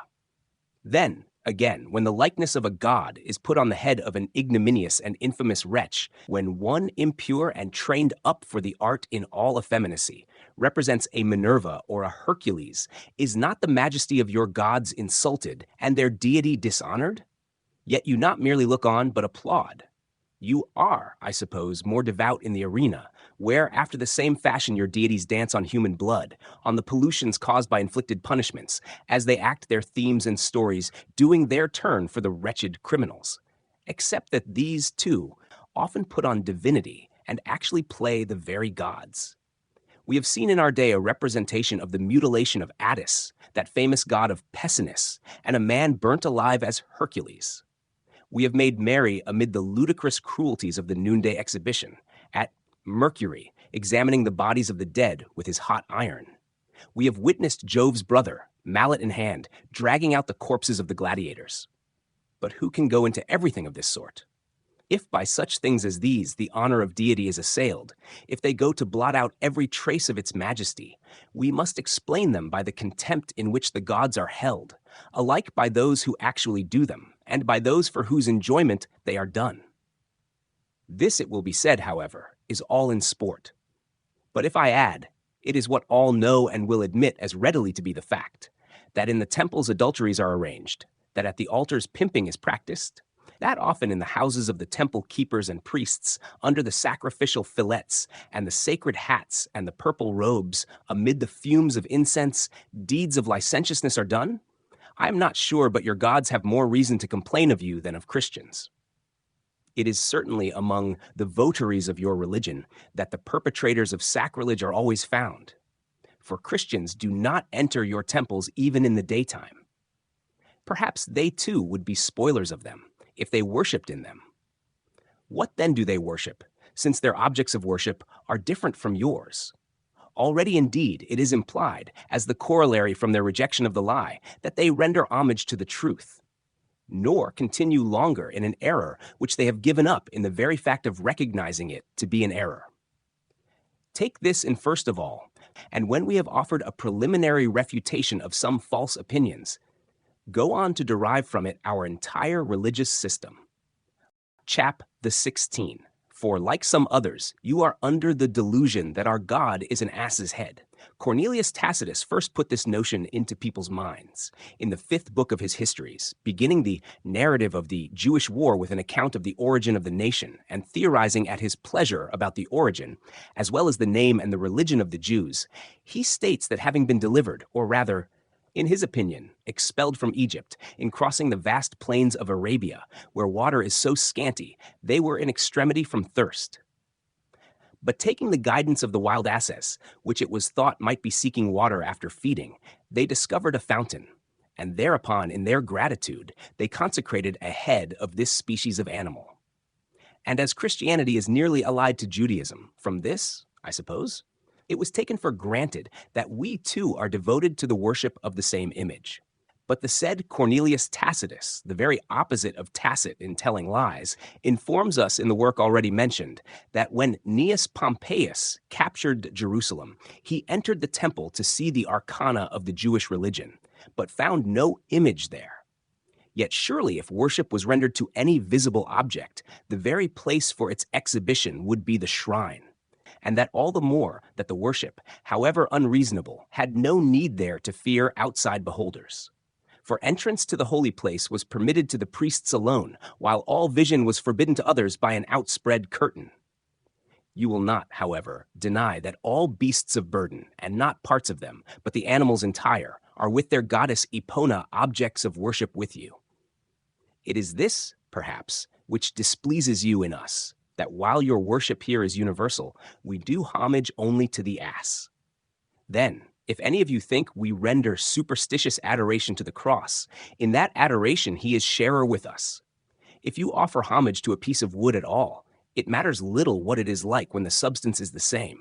It is of no consequence the form, if you have the very body of the god. And yet how far does the Athenian Pallas differ from the stock of the cross, or the Pharian Ceres, as she is put up uncarved to sale, a mere rough stake and piece of shapeless wood?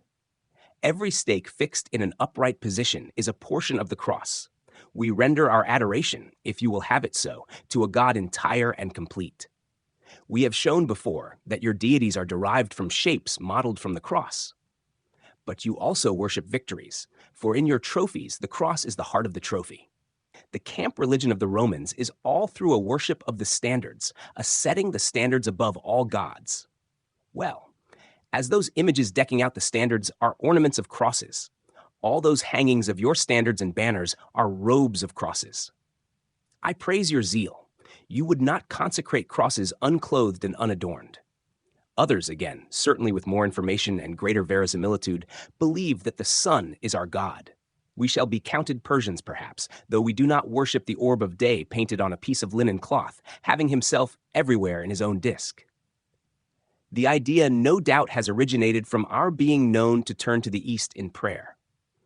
But you, many of you, also under pretense sometimes of worshiping the heavenly bodies, move your lips in the direction of the sunrise. In the same way, if we devote Sunday to rejoicing, from a far different reason than sun worship, we have some resemblance to those of you who devote the day of Saturn to ease and luxury, though they too go far away from Jewish ways, of which indeed they are ignorant. But lately, a new edition of our God has been given to the world in that great city. It originated with a certain vile man who was wont to hire himself out to cheat the wild beasts, and who exhibited a picture with this inscription: "The God of the Christians, born of an ass. He had the ears of an ass, was hoofed in one foot, carried a book, and wore a toga."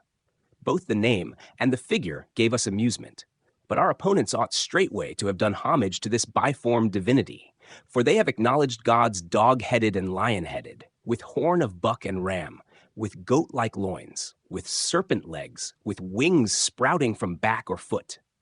These things we have discussed ex abundanti, that we might not seem willingly to pass by any rumor against us unrefuted. Having thoroughly cleared ourselves, we turn now to an exhibition of what our religion really is. Chap Tat.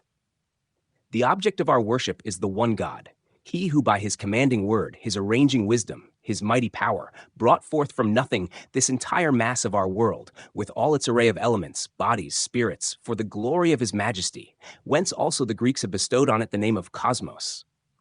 The eye cannot see him, though he is spiritually visible.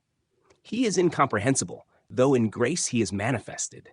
He is beyond our utmost thought, though our human faculties conceive of him. He is therefore equally real and great. But that which, in the ordinary sense, can be seen and handled and conceived, is inferior to the eyes by which it is taken in, and the hands by which it is tainted, and the faculties by which it is discovered. But that which is infinite is known only to itself. This it is which gives some notion of God, while yet beyond all our conceptions. Our very incapacity of fully grasping him affords us the idea of what he really is. He is presented to our minds in his transcendent greatness, as at once known and unknown. And this is the crowning guilt of men, that they will not recognize one, of whom they cannot possibly be ignorant. Would you have the proof from the works of his hands, so numerous and so great, which both contain you and sustain you, which minister at once to your enjoyment and strike you with awe, or would you rather have it from the testimony of the soul itself?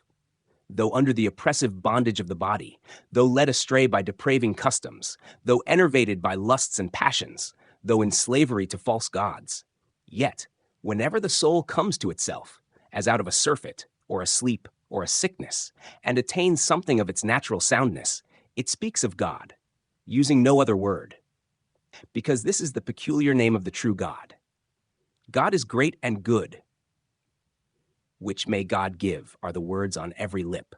It bears witness, too, that God is judge, exclaiming, God sees, and I commend myself to God, and God will repay me. O noble testimony of the soul by nature Christian! Then, too, in using such words as these, it looks not to the capital, but to the heavens.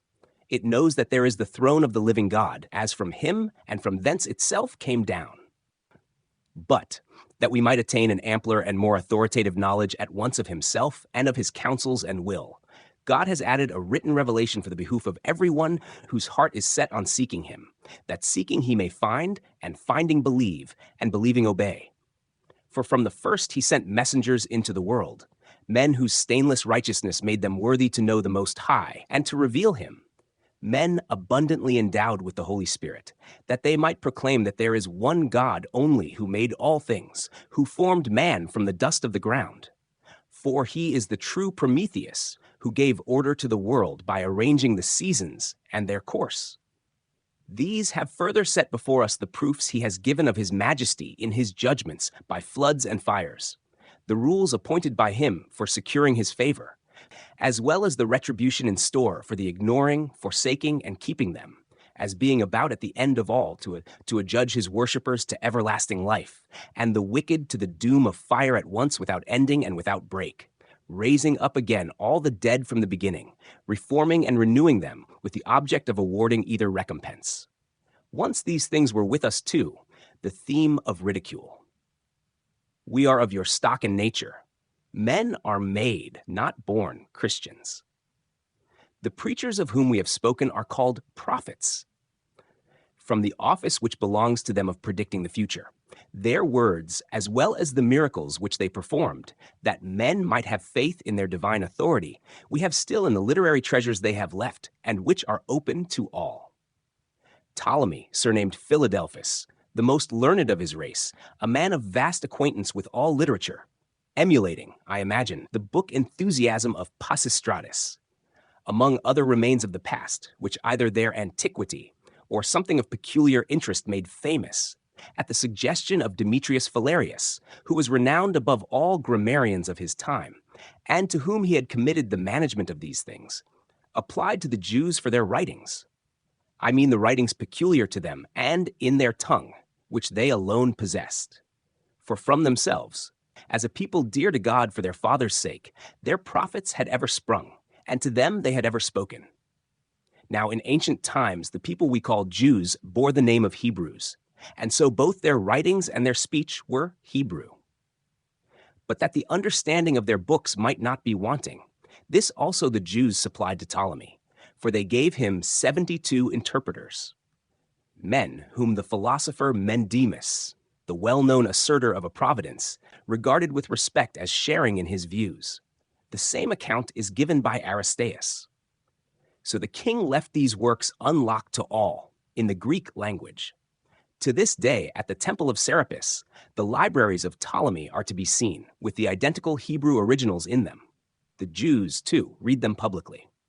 Under a tribute liberty, they are in the habit of going to hear them every Sabbath. Whoever gives ear will find God in them. Whoever takes pains to understand will be compelled to believe. Chapter 9. Their high antiquity, first of all, claims authority for these writings. With you, too, it is a kind of religion to demand belief on this very ground. Well, all the substances, all the materials, the origins, classes, contents of your most ancient writings, even most nations and cities illustrious in the records of the past, and noted for their antiquity in books of annals. The very forms of your letters, those revealers and custodiers of events, nay, I think I speak still within the mark, your very gods themselves, your very temples and oracles, and sacred rites are less ancient than the work of a single prophet, in whom you have the thesaurus of the entire Jewish religion, and therefore two of ours. If you happen to have heard of a certain Moses, I speak first of him. He is as far back as the Argive Inachus. By nearly 400 years, only 7 less, he precedes Danaus, your most ancient name, while he antedates by a millennium the death of Priam. I might affirm, too, that he is 500 years earlier than Homer, and have supporters of that view. The other prophets also, though of later date, are, even the most recent of them, as far back as the first of your philosophers and legislators and historians. It is not so much the difficulty of the subject as its vastness. That stands in the way of a statement of the grounds on which these statements rest. The matter is not so arduous as it would be tedious. It would require the anxious study of many books and the fingers busy reckoning. The histories of the most ancient nations, such as the Egyptians, the Chaldeans, the Phoenicians, would need to be ransacked. The men of these various nations who have information to give would have to be called in as witnesses. Manetho the Egyptian, and Berosus the Chaldean, and Hieromus the Phoenician king of Tyre. Their successors too, Ptolemy the Mendesian, and Demetrius Phalereus, and King Juba, and Apion, and Thales. And their critic, the Jew Josephus, the native vindicator of the ancient history of his people, who either authenticates or refutes the others. Also, the Greek censors' lists must be compared, and the dates of events ascertained, that the chronological connections may be opened up, and thus the reckonings of the various annals be made to give forth light. We must go abroad into the histories and literature of all nations. And in fact, we have already brought the proof in part before you, in giving those hints as to how it is to be effected. But it seems better to delay the full discussion of this, lest in our haste we do not sufficiently carry it out, or lest in its thorough handling we make too lengthened a digression. Chap Vex. To make up for our delay in this, we bring under your notice something of even greater importance. We point to the majesty of our scriptures, if not to their antiquity. If you doubt that they are as ancient as we say, we offer proof that they are divine. And you may convince yourselves of this at once, and without going very far. Your instructors, the world and the age and the event are all before you. All that is taking place around you was fore-announced. All that you now see with your eye was previously heard by the ear. The swallowing up of cities by the earth, the theft of islands by the sea, wars, bringing external and internal convulsions, the collision of kingdoms with kingdoms, famines and pestilences, and local massacres, and widespread desolating mortalities, the exaltation of the lowly, and the humbling of the proud, the decay of righteousness, the growth of sin, the slackening interest in all good ways, the very seasons and elements going out of their ordinary course, monsters and portents taking the place of nature's forms. It was all foreseen and predicted before it came to pass. While we suffer the calamities, we read of them in the scriptures. As we examine, they are proved. Well, the truth of a prophecy, I think, is the demonstration of its being from above. Hence there is among us an assured faith in regard to coming events to our view, as things already proved to us, for they were predicted along with what we have day by day fulfilled. They are uttered by the same voices, they are written in the same books. The same Spirit inspires them. All time is one to prophecy foretelling the future. Among men, it may be, a distinction of times is made while the fulfillment is going on. From being future, we think of it as present, and then from being present, we count it as belonging to the past. How are we to blame, I pray you, that we believe in things to come as though they already were, with the grounds we have for our faith in these two steps? Chap 21. But having asserted that our religion is supported by the writings of the Jews, the oldest which exist, though it is generally known, and we fully admit that it dates from a comparatively recent period, no further back indeed than the reign of Tiberius. A question may perhaps be raised on this ground about its standing, as if it were hiding something of its presumption under shadow of an illustrious religion, one which has at any rate undoubted allowance of the law, or because, apart from the question of age, we neither accord with the Jews in their peculiarities in regard to food, nor in their sacred days, nor even in their well-known bodily sign, nor in the possession of a common name, which surely behooved to be the case if we did homage to the same God as they. Then, too, the common people have now some knowledge of Christ, and think of him as but a man, one indeed such as the Jews condemned, so that some may naturally enough have taken up the idea that we are worshippers of a mere human being.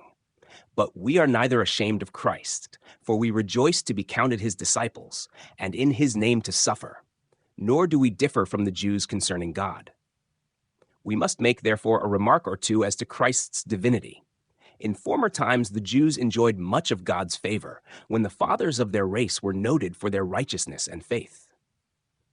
So it was that as a people, they flourished greatly, and their kingdom attained to a lofty eminence, and so highly blessed were they, that for their instruction God spake to them in special revelations, pointing out to them beforehand how they should merit his favor and avoid his displeasure.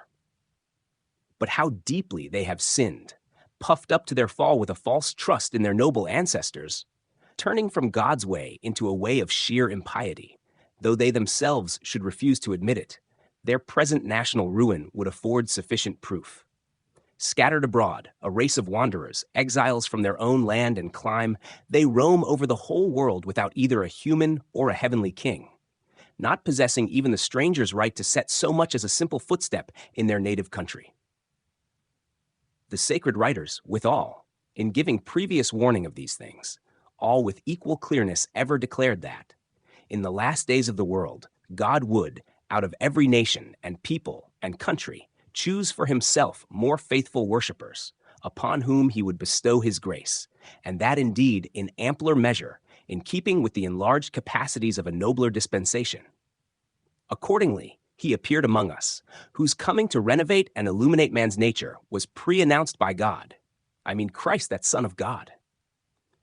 And so the supreme head and master of this grace and discipline, the enlightener and trainer of the human race, God's own Son, was announced among us, born, but not so born as to make him ashamed of the name of Son or of his paternal origin. It was not his lot to have as his father, by incest with a sister, or by violation of a daughter or another's wife, a god in the shape of a serpent or ox or bird or lover, for his vile ends, transmuting himself into the gold of Danaus. They are your divinities upon whom these base deeds of Jupiter were done. But the Son of God has no mother in any sense which involves impurity. She, whom men suppose to be his mother in the ordinary way, had never entered into the marriage bond. But first I shall discuss his essential nature, and so the nature of his birth will be understood. We have already asserted that God made the world, and all which it contains, by his word and reason and power. It is abundantly plain that your philosophers, too, regard the Logos, that is, the word and reason, as the creator of the universe. For Zeno lays it down that he is the creator, having made all things according to a determinate plan, that his name is fate and God and the soul of Jupiter and the necessity of all things. Cleanthes ascribes all this to spirit, which he maintains pervades the universe. And we, in like manner, hold that the word and reason and power, by which we have said God made all, have spirit as their proper and essential substratum, in which the word has in being to give forth utterances, and reason abides to dispose and arrange, and power is over all to execute. We have been taught that he proceeds forth from God, and in that procession he is generated, so that he is the Son of God, and is called God from unity of substance with God. For God, too, is a spirit. Even when the ray is shot from the sun, it is still part of the parent mass. The sun will still be in the ray, because it is a ray of the sun. There is no division of substance, but merely an extension. Thus Christ is spirit of spirit and God of God, as light of light is kindled. The material matrix remains entire and unimpaired, though you derive from it any number of shoots possessed of its qualities. So, too, that which has come forth out of God is at once God and the Son of God, and the two are one. In this way also, as he is spirit of spirit and God of God, he is made a second in manner of existence, in position, not in nature, and he did not withdraw from the original source, but went forth. This ray of God, then, as it was always foretold in ancient times, descending into a certain virgin, and made flesh in her womb, is in his birth God and man united. The flesh formed by the Spirit is nourished, grows up to manhood, speaks, teaches, works, and is the Christ. Receive meanwhile this fable, if you choose to call it so. It is like some of your own. While we go on to show how Christ's claims are proved, and who the parties are with you, by whom such fables have been set a-going to overthrow the truth which they resemble. The Jews, too, were well aware that Christ was coming, as those to whom the prophets spake. Nay, even now his advent is expected by them. Nor is there any other contention between them and us than that they believe the advent has not yet occurred. For two comings of Christ having been revealed to us, a first, which has been fulfilled in the lowliness of a human lot, a second, which impends over the world, now near its close, in all the majesty of deity unveiled. And, by misunderstanding the first, they have concluded that the second, which, as matter of more manifest prediction, they set their hopes on, is the only one. It was the merited punishment of their sin not to understand the Lord's first advent. For if they had, they would have believed. They would have believed. And if they had believed, they would have obtained salvation. They themselves read how it is written of them that they are deprived of wisdom and understanding, of the use of eyes and ears. As then, under the force of their prejudgment, they had convinced themselves from his lowly guise that Christ was no more than man.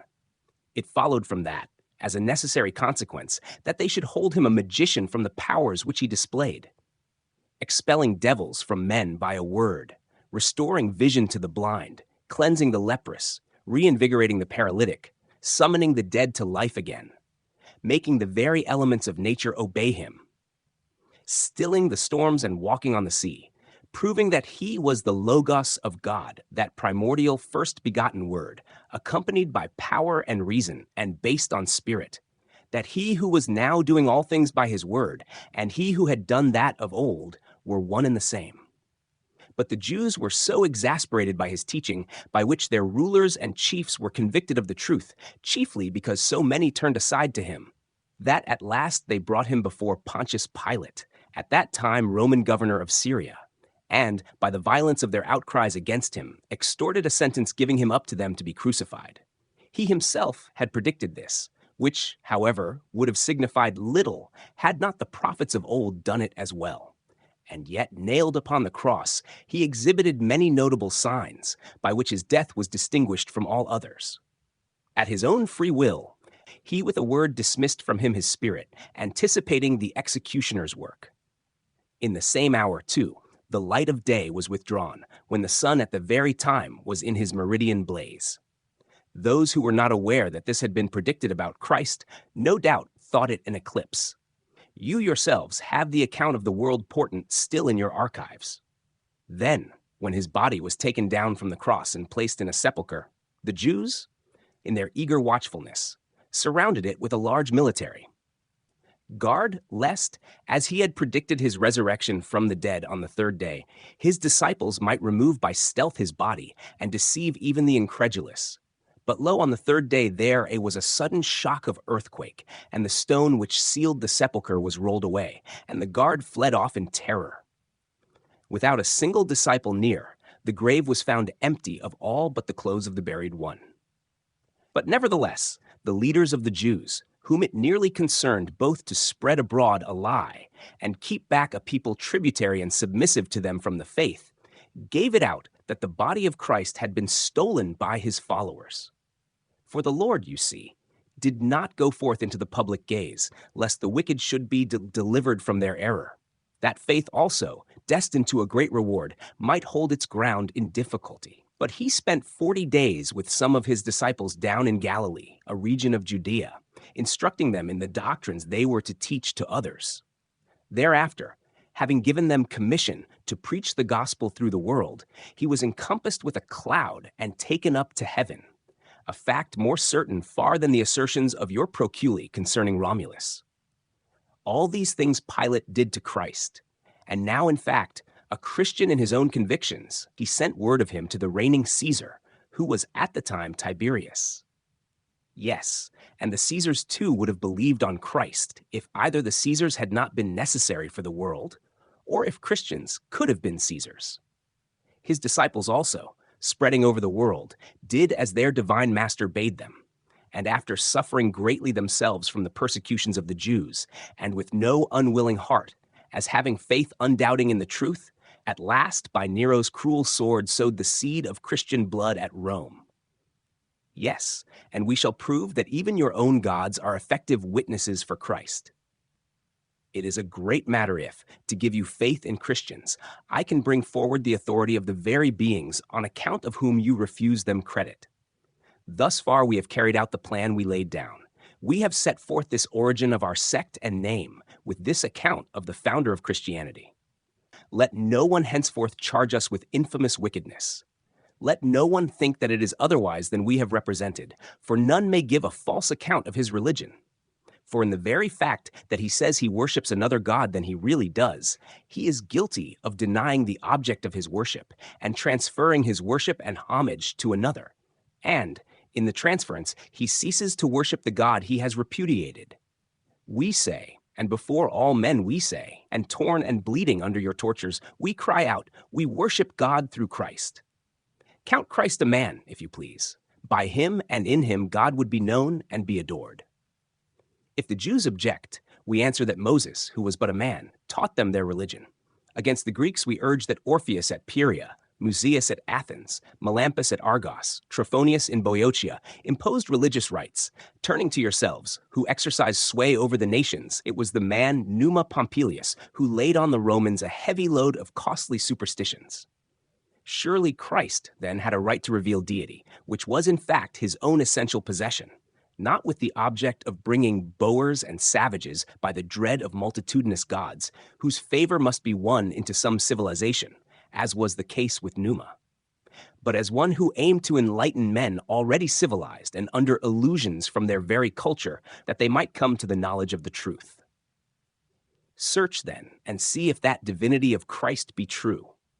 If it be of such a nature that the acceptance of it transforms a man and makes him truly good, there is implied in that the duty of renouncing what is opposed to it as false, especially and on every ground that which, hiding itself under the names and images of dead, the labors to convince men of its divinity by certain signs and miracles and oracles. Chap 12. And we affirm indeed the existence of certain spiritual essences, nor is their name unfamiliar. The philosophers acknowledge there are demons, Socrates himself waiting on a demon's will. Why not? Since it is said an evil spirit attached itself specially to him even from his childhood, turning his mind no doubt from what was good. The poets are all acquainted with demons too. Even the ignorant common people make frequent use of them in cursing. In fact, they call upon Satan, the demon chief, in their execrations, as though from some instinctive soul knowledge of him. Plato also admits the existence of angels. The dealers in magic, no less, come forward as witnesses to the existence of both kinds of spirits. We are instructed, moreover, by our sacred books, how from certain angels, who fell of their own free will, there sprang a more wicked demon brood, condemned of God, along with the authors of their race, and that chief we have referred to. It will for the present be enough, however, that some account is given of their work. Their great business is the ruin of mankind. So, from the very first, spiritual wickedness sought our destruction. They inflict accordingly upon our bodies diseases and other grievous calamities, while by violent assaults they hurry the soul into sudden and extraordinary excesses. Their marvelous subtleness and tenuity give them access to both parts of our nature. As spiritual, they can do no harm, for, invisible and intangible, we are not cognizant of their action save by its effects. as when some inexplicable, unseen poison in the breeze blights the apples in the grain while in the flower, or kills them in the bud, or destroys them when they have reached maturity, as though by the tainted atmosphere in some unknown way spreading abroad its pestilential exhalations.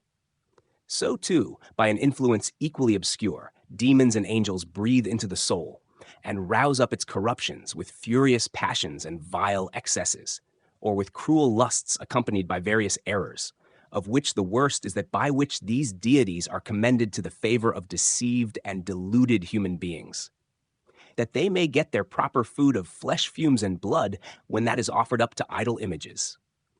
What is daintier food to the spirit of evil than turning men's minds away from the true God by the illusions of a false divination? And here I explain how these illusions are managed. Every spirit is possessed of wings. This is a common property of both angels and demons. So they are everywhere in a single moment. The whole world is as one place to them. All that is done over the whole extent of it, it is as easy for them to know as to report. Their swiftness of motion is taken for divinity because their nature is unknown.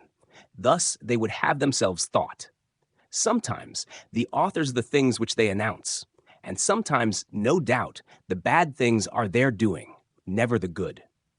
The purposes of God, too, they took up of old from the lips of the prophets, even as they spoke them, and they gather them still from their works when they hear them read aloud. Thus getting, too, from this source some intimations of the future, they set themselves up as rivals of the true God, while they steal his divinations.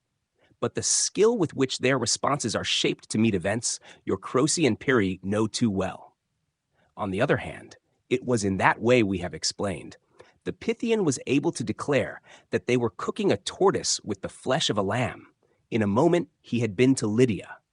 From dwelling in the air, and their nearness to the stars, and their commerce with the clouds, they have means of knowing the preparatory processes going on in these upper regions, and thus can give promise of the rains which they already feel.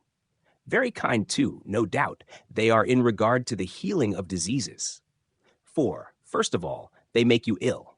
Then, to get a miracle out of it, they command the application of remedies either altogether new or contrary to those in use, and straightway withdrawing hurtful influence, they are supposed to have wrought a cure. What need, then, to speak of their other artifices, or yet further of the deceptive power which they have as spirits?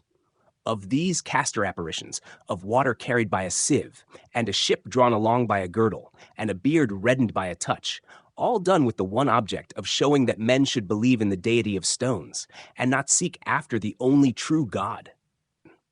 Moreover, if sorcerers call forth ghosts, and even make what seem the souls of the dead to appear, if they put boys to death in order to get a response from the oracle, if, with their juggling illusions, they make a pretense of doing various miracles, if they put dreams into people's minds by the power of the angels and demons whose aid they have invited, by whose influence, too, goats and tables are made to divine, how much more likely is this power of evil to be zealous in doing with all its might of its own inclination and for its own objects what it does to serve the ends of others? Or if both angels and demons do just what your gods do, where in that case is the preeminence of deity, which we must surely think to be above all in might? Will it not then be more reasonable to hold that these spirits make themselves gods, giving as they do the very proofs which raise your gods to godhead, than that the gods are the equals of angels and demons? You make a distinction of places, I suppose, regarding as gods in their temple those whose divinity you do not recognize elsewhere, counting the madness which leads one man to leap from the sacred houses to be something different from that which leads another to leap from an adjoining house. Looking on one who cuts his arms and secret parts as under a different furor from another who cuts his throat. The result of the frenzy is the same, and the manner of instigation is one. But thus far, we have been dealing only in words. We now proceed to a proof of facts, in which we shall show that under different names you have real identity. Let a person be brought before your tribunals, who is plainly under demoniacal possession. The wicked spirit, bidden to speak by a follower of Christ, will as readily make the truthful confession that he is a demon, as elsewhere he has falsely asserted that he is a god. Or, if you will, let there be produced one of the God-possessed, as they are supposed, who, inhaling at the altar, conceive divinity from the fumes, who are delivered of it by retching, who vent it forth in agonies of gasping. Let that same Virgin Celestis herself, the rain promiser, let Aesculapius, discoverer of medicines, ready to prolong the life of Secordius and Tenacius and Asclepiodotus, now in the last extremity, if they would not confess, in their fear of lying to a Christian, that they were demons, then and there shed the blood of that most impudent follower of Christ. What clearer than a work like that? What more trustworthy than such a proof? The simplicity of truth is thus set forth. Its own worth sustains it. No ground remains for the least suspicion. Do you say that it is done by magic or some trick of that sort? You will not say anything of the sort if you have been allowed the use of your ears and eyes. For what argument can you bring against a thing that is exhibited to the eye in its naked reality? If, on the one hand, they are really gods, why do they pretend to be demons? Is it from fear of us? In that case, your divinity is put in subjection to Christians, and you surely can never ascribe deity to that which is under authority of man, nay, if it adds aught to the disgrace of its very enemies. If, on the other hand, they are demons or angels, why, inconsistently with this, do? They presume to set themselves forth as acting the part of gods? For as beings who put themselves out as gods would never willingly call themselves demons, if they were gods indeed, that they might not thereby, in fact, abdicate their dignity. So those whom you know to be no more than demons would not dare to act as gods, if those whose names they take and use were really divine. For they would not dare to treat with disrespect the higher majesty of beings, whose displeasure they would feel was to be dreaded. So this divinity of yours is no divinity, for if it were, it would not be pretended to by demons, and it would not be denied by gods. But since on both sides there is a concurrent acknowledgement that they are not gods, gather from this that there is but a single race. I mean the race of demons, the real race in both cases. Let your search, then, now be after gods, for those whom you had imagined to be, so you find to be spirits of evil. The truth is, as we have thus not only shown from our own gods that neither themselves nor any others have claims to deity, you may see at once who is really God, and whether that is he and he alone whom we Christians own, as also whether you are to believe in him and worship him after the manner of our Christian faith and discipline. But at once they will say, who is this Christ with his fables? Is he an ordinary man? Is he a sorcerer? Was his body stolen by his disciples from its tomb? Is he now in the realms below? Or is he not rather up in the heavens, thence about to come again, making the whole world shake, filling the earth with dread alarms, making all but Christians wail, as the power of God and the Spirit of God, as the Word, the reason, the wisdom, and the Son of God? Mock as you like, but get the demons, if you can, to join you in your mocking. Let them deny that Christ is coming to judge every human soul which has existed from the world's beginning, clothing it again with the body it laid aside at death. Let them declare it, say, before your tribunal, that this work has been allotted to Minos and Rhadamanthus, as Plato and the poets agree. Let them put away from them at least the mark of ignominy and condemnation. They disclaim being unclean spirits, which yet we must hold as indubitably proved by their relish for the blood and fumes and foetid carcasses of sacrificial animals, and even by the vile language of their ministers. Let them deny that, for their wickedness condemned already, they are kept for that very judgment day, with all their worshippers and their works.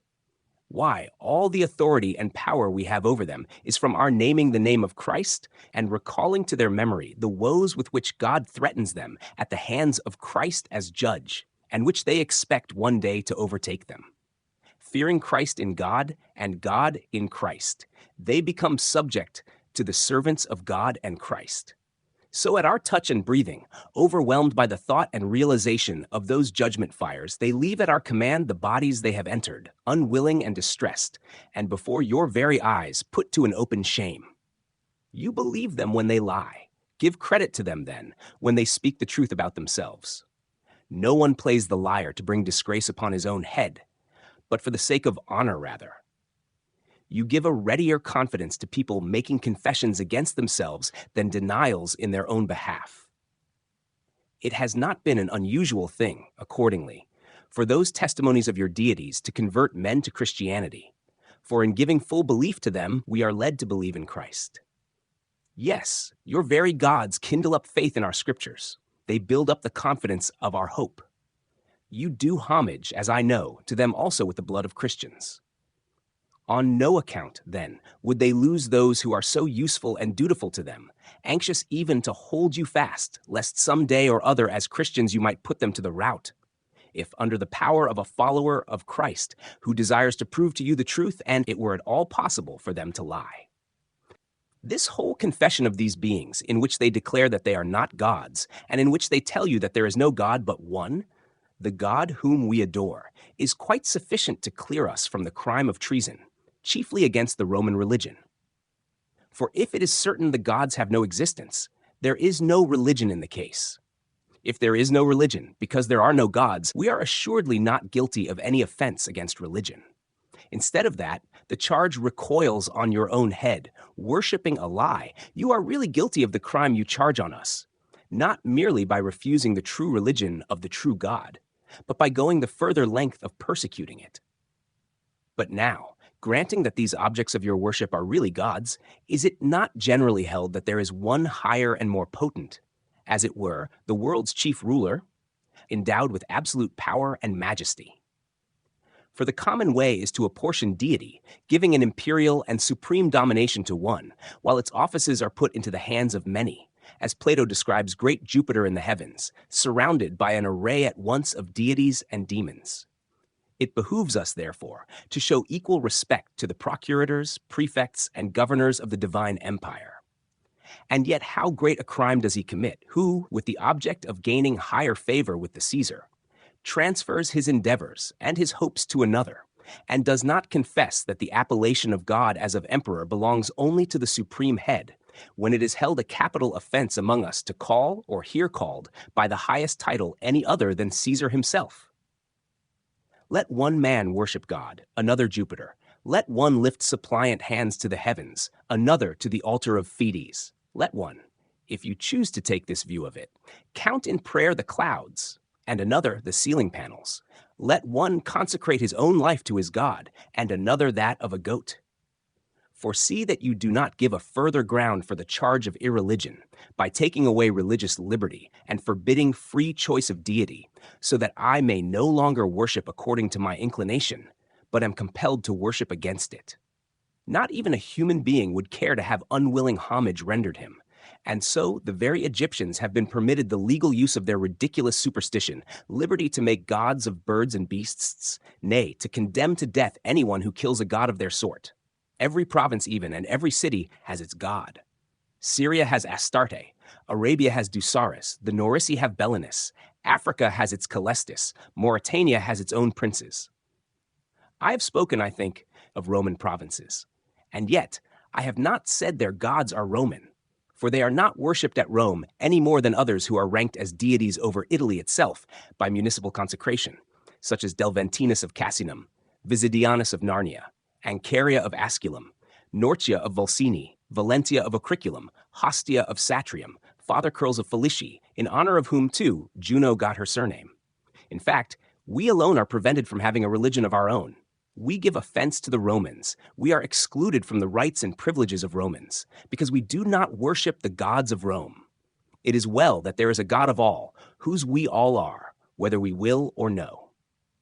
But with you, liberty is given to worship any god but the true God, as though he were not rather the God all should worship, to whom all belong. Chap. 14. I think I have offered sufficient proof upon the question of false and true divinity, having shown that the proof rests not merely on debate and argument, but on the witness of the very beings whom you believe are gods, so that the point needs no further handling.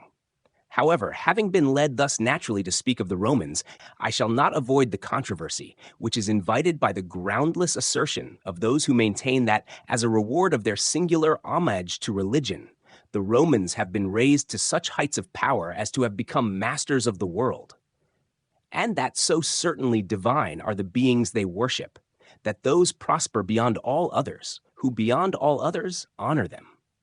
This, forsooth, is the wages the gods have paid the Romans for their devotion. The progress of the empire is to be ascribed to Sterculus, the Mutunus, and Larentina. For I can hardly think that foreign gods would have been disposed to show more favor to an alien race than to their own, and given their own fatherland, in which they had their birth, grew up to manhood, became illustrious, and at last were buried over to invaders from another shore. As for Cybele, if she set her affections on the city of Rome as sprung of the Trojan stock saved from the arms of Greece, she herself, forsooth, being of the same race. If she foresaw her transference to the avenging people by whom Greece the conqueror of Phrygia was to be subdued, let her look to it in regard of her native country's conquest by Greece.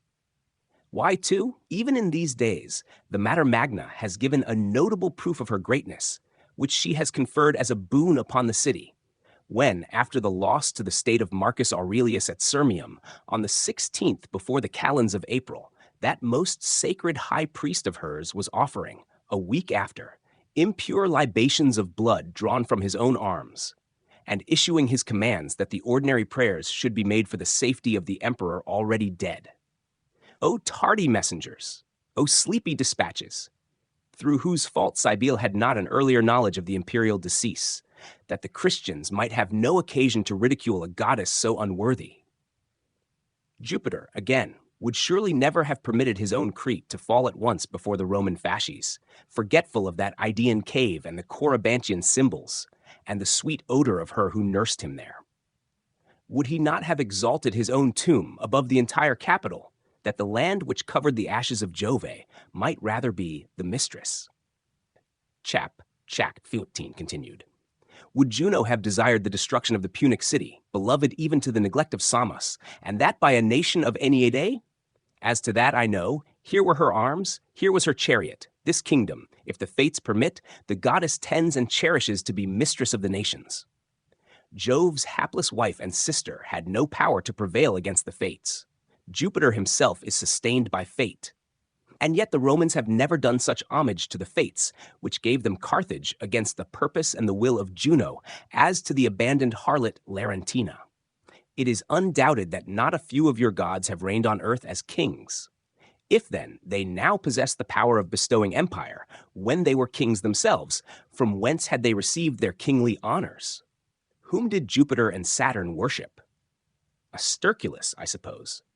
But did the Romans, along with the native-born inhabitants, afterwards adore also some who were never kings? In that case, however, they were under the reign of others, who did not yet bow down to them, as not yet raised to godhead. It belongs to others, then, to make gift of kingdoms, since there were kings before these gods had their names on the roll of divinities. But how utterly foolish it is to attribute the greatness of the Roman name to religious merits, since it was after Rome became an empire, or call it still a kingdom, that the religion she professes made its chief progress. Is it the case now? Has its religion been the source of the prosperity of Rome? Though Numa set a-going an eagerness after superstitious observances, yet religion among the Romans was not yet a matter of images or temples. It was frugal in its ways.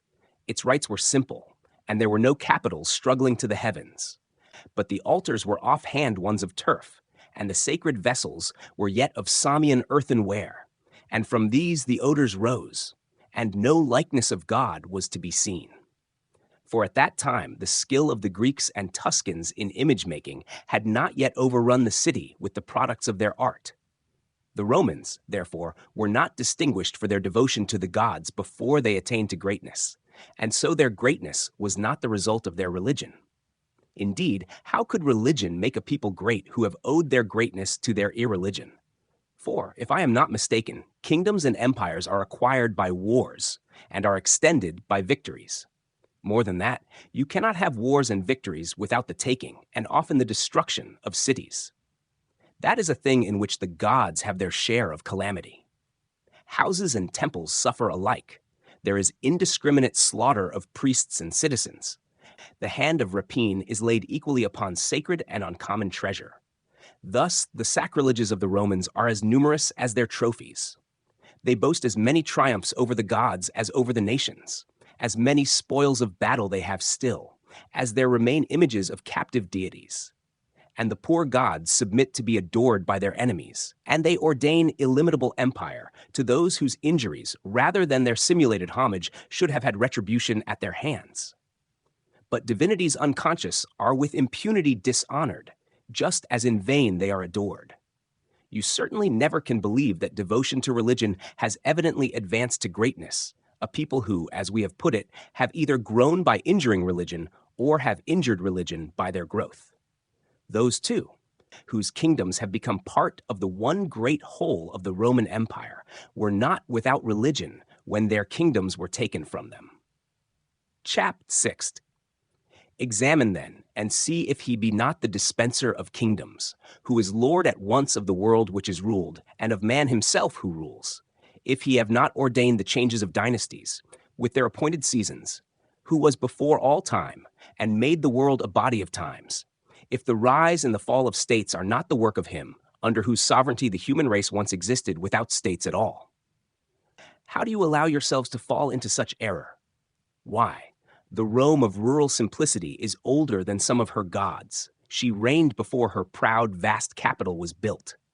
The Babylonians exercised dominion, too, before the days of the pontiffs, and the Medes before the quindecemvirs, and the Egyptians before the Salii, and the Assyrians before the Luperci, and the Amazons before the Vestal virgins. And to add another point, if the religions of Rome give empire, ancient Judea would never have been a kingdom, despising as it did one and all these idol deities.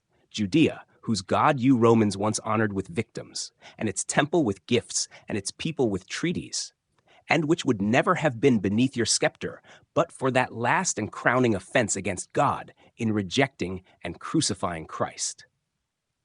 Enough has been said in these remarks to confute the charge of treason against your religion, for we cannot be held to do harm to that which has no existence. When we are called, therefore, to sacrifice, we resolutely refuse, relying on the knowledge we possess, by which we are well assured of the real objects to whom these services are offered under profaning of images and the deification of human names. Some, indeed, think it a piece of insanity that, when it is in our power to offer sacrifice at once and go away unharmed, holding as ever our convictions, we prefer an obstinate persistence in our confession to our safety. You advise us, forsooth, to take unjust advantage of you, but we know whence such suggestions come, who is at the bottom of it all, and how every effort is made, now by cunning suasion, and now by merciless persecution, to overthrow our constancy.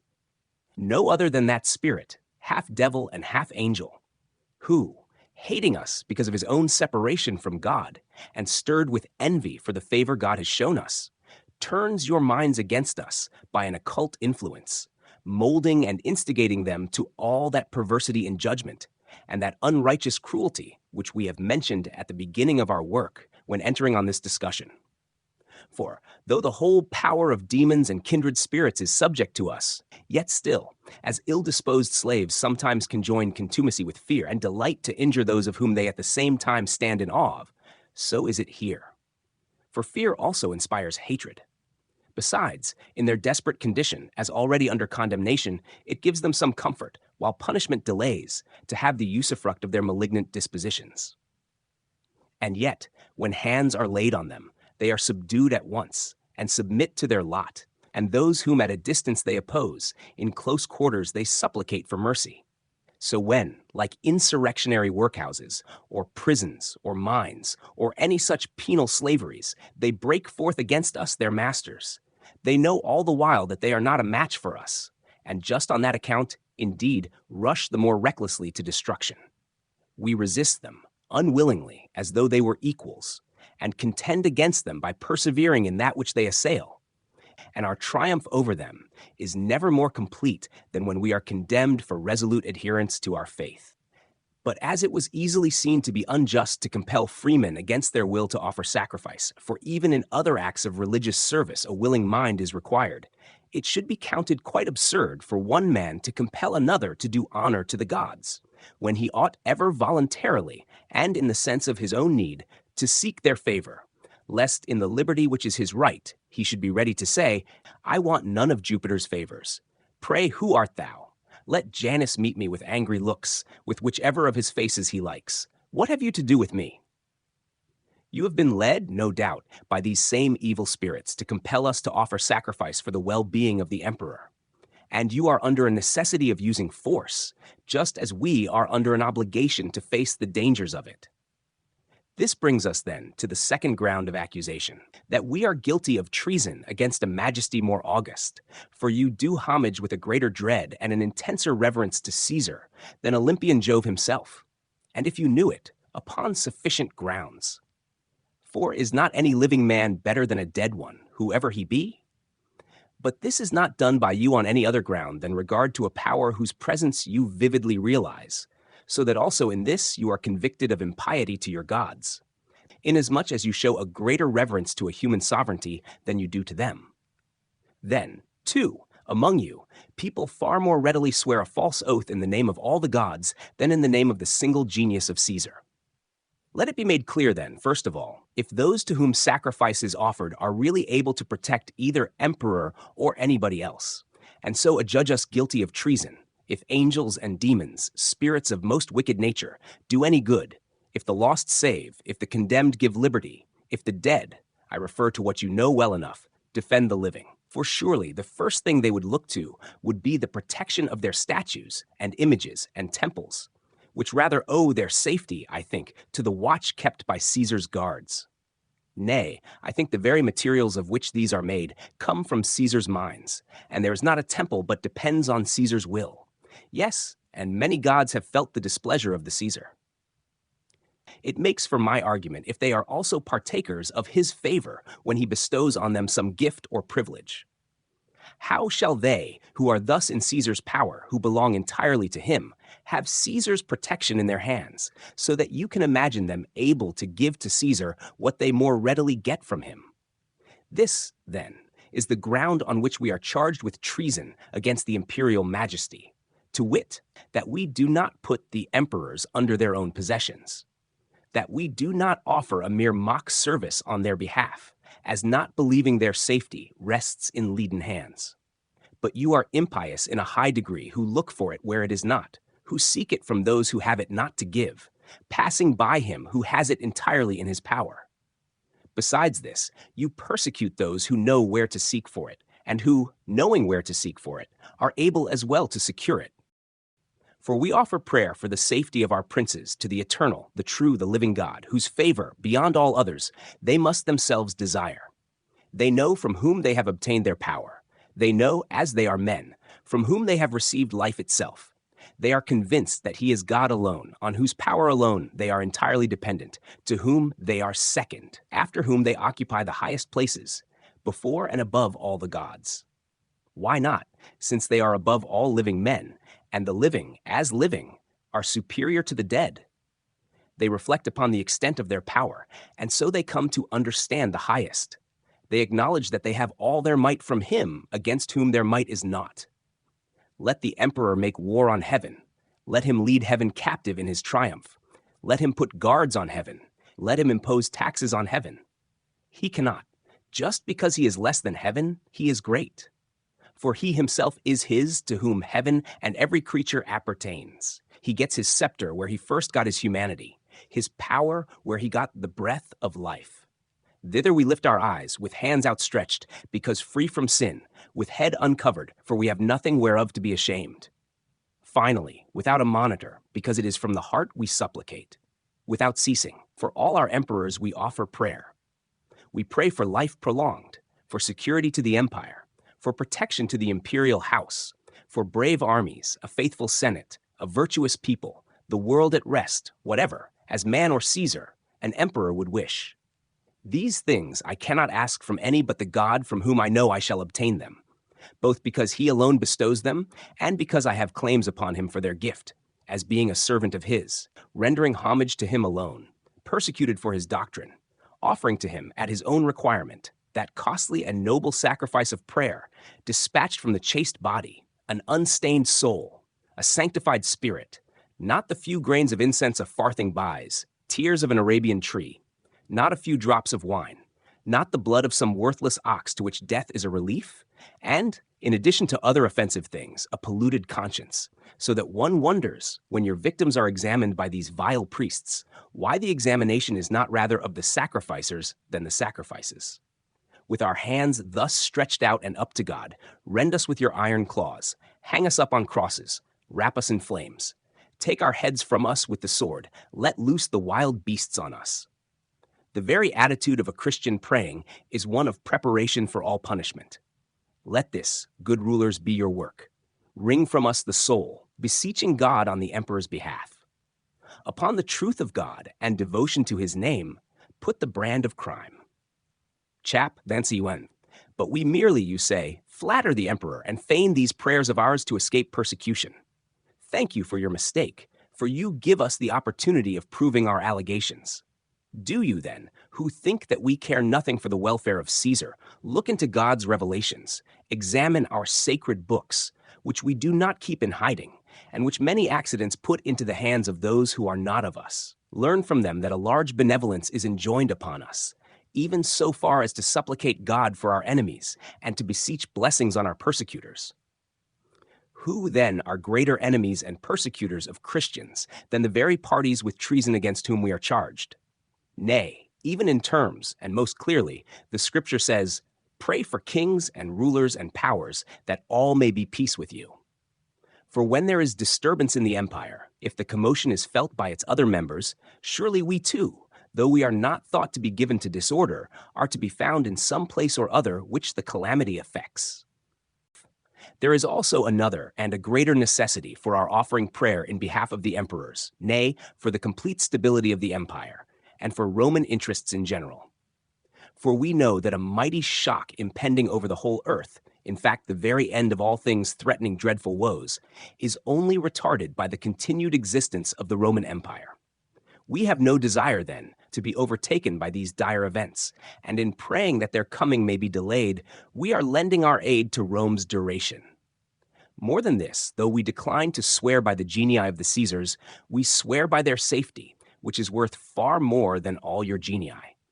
Are you ignorant that these genii are called daemons, and thence the diminutive name daemonia is applied to them?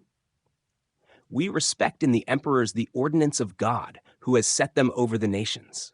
We know that there is that in them which God has willed, and to what God has willed we desire all safety, and we count an oath by it a great oath. But as for demons, that is, your genii, we have been in the habit of exorcising them, not of swearing by them, and thereby conferring on them divine honor. But why dwell longer on the reverence and sacred respect of Christians to the emperor, whom we cannot but look up to as called by our Lord to his office? So that on valid grounds I might say, Caesar is more ours than yours, for our God has appointed him. Therefore, as having this propriety in him, I do more than you for his welfare, not merely because I ask it of him who can give it, or because I ask it as one who deserves to get it, but also because, in keeping the majesty of Caesar within due limits, and putting it under the Most High, and making it less than divine, I commend him the more to the favor of deity, to whom I make him alone inferior. But I place him in subjection to one I regard as more glorious than himself. Never will I call the emperor God, and that either because it is not in me to be guilty of falsehood, or that I dare not turn him into ridicule, or that not even himself will desire to have that high name applied to him. If he is but a man, it is his interest as man to give God his higher place. Let him think it enough to bear the name of emperor. That, too, is a great name of God's giving. To call him God is to rob him of his title. If he is not a man, emperor he cannot be. Even when, amid the honors of a triumph, he sits on that lofty chariot, he is reminded that he is only human. A voice at his back keeps whispering in his ear, "Look behind thee. Remember thou art but a man." And it only adds to his exultation that he shines with a glory so surpassing as to require an admonitory reference to his condition. It adds to his greatness that he needs such a reminiscence, lest he should think himself divine. Augustus, the founder of the empire, would not even have the title Lord, for that, too, is a name of deity. For my part, I am willing to give the emperor this designation, but in the common acceptation of the word, and when I am not forced to call him Lord as in God's place. But my relation to him is one of freedom, For I have but one true Lord, the God omnipotent and eternal, who is Lord of the emperor as well. How can he, who is truly father of his country, be its Lord? The name of piety is more grateful than the name of power, so the heads of families are called fathers rather than lords. Far less should the emperor have the name of God. We can only profess our belief that he is that by the most unworthy, nay, a fatal flattery. It is just as if, having an emperor, you call another by the name, in which case will you not give great and unappeasable offense to him who actually reigns? An offense he, too, needs to fear on whom you have bestowed the title. Give all reverence to God, if you wish him to be propitious to the emperor. Give up all worship of and belief in any other being as divine. Cease also to give the sacred name to him who has need of God himself. If such adulation is not ashamed of its lie, in addressing a man as divine, let it have some dread at least of the evil omen which it bears. It is the invocation of a curse to give Caesar the name of God before his apotheosis. This is the reason, then, why Christians are counted public enemies, that they pay no vain, nor false, nor foolish honors to the emperor. That, as men believing in the true religion, they prefer to celebrate their festal days with a good conscience, instead of with the common wantonness. It is, forsooth, a notable homage to bring fires and couches out before the public, to have feasting from street to street, to turn the city into one great tavern, to make mud with wine, to run in troops to acts of violence, to deeds of shamelessness, to lust allurements. What is public joy manifested by public disgrace? Do things unseemly at other times beseem the festal days of princes? Do they who observe the rules of virtue out of reverence for Caesar, for his sake, turn aside from them? Shall piety be a license to immoral deeds? And shall religion be regarded as affording the occasion for all riotous extravagance? Poor we, worthy of all condemnation. For why do we keep the votive days and high rejoicings in honor of the Caesars with chastity, sobriety, and virtue? Why, on the day of gladness, do we neither cover our doorposts with laurels, nor intrude upon the day with lamps? It is a proper thing, at the call of a public festivity, to dress your house up like some new brothel. However, in the matter of this homage to a lesser majesty, in reference to which we are accused of a lower sacrilege, because we do not celebrate along with you the holidays of the Caesars in a manner forbidden alike by modesty, decency, and purity. In truth, they have been established rather as affording opportunities for licentiousness than from any worthy motive. In this matter, I am anxious to point out how faithful and true you are, lest perchance here also those who will not have us counted Romans, but enemies of Rome's chief rulers, be found themselves worse than we wicked Christians. I appeal to the inhabitants of Rome themselves, to the native population of the Seven Hills. Does that Roman vernacular of theirs ever spare a Caesar? The Tiber and the wild beast schools bear witness. Say now, if nature had covered our hearts with a transparent substance through which the light could pass, whose hearts, all graven over, would not betray the scene of another, and another Caesar presiding at the distribution of a largesse? And this at the very time they are shouting, "May Jupiter take years from us, and with them lengthen life to you." Words as foreign to the lips of a Christian as it is out of keeping with his character to desire a change of emperor. But this is the rabble, you say. Yet, as the rabble, they still are Romans, and none more frequently than they demand the death of Christians. Of course, then the other classes, as befits their higher rank, are religiously faithful. No breath of treason is there ever in the Senate, in the equestrian order, in the camp, in the palace. Whence, then, came a Cassius, a Niger, an Albinus? Whence they who beset the Caesar between the two laurel groves? Whence they who practiced wrestling, that they might acquire skill to strangle him? Whence they who in full armor broke into the palace, more audacious than all your Tigerae and Parthenii? If I mistake not, they were Romans. That is, they were not Christians.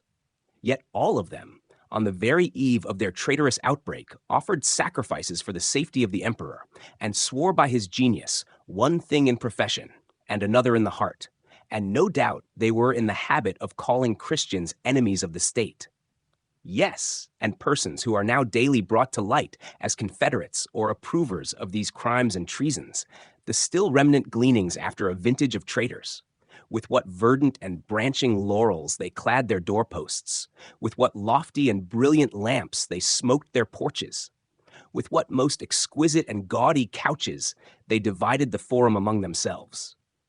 Not that they might celebrate public rejoicings, but that they might get a foretaste of their own votive seasons in partaking of the festivities of another, and inaugurate the model and image of their hope, changing in their minds the emperor's name. The same homage is paid, dutifully too, by those who consult astrologers and soothsayers and augurs and magicians about the life of the Caesars, arts which, as made known by the angels who sinned, and forbidden by God, Christians do not even make use of in their own affairs.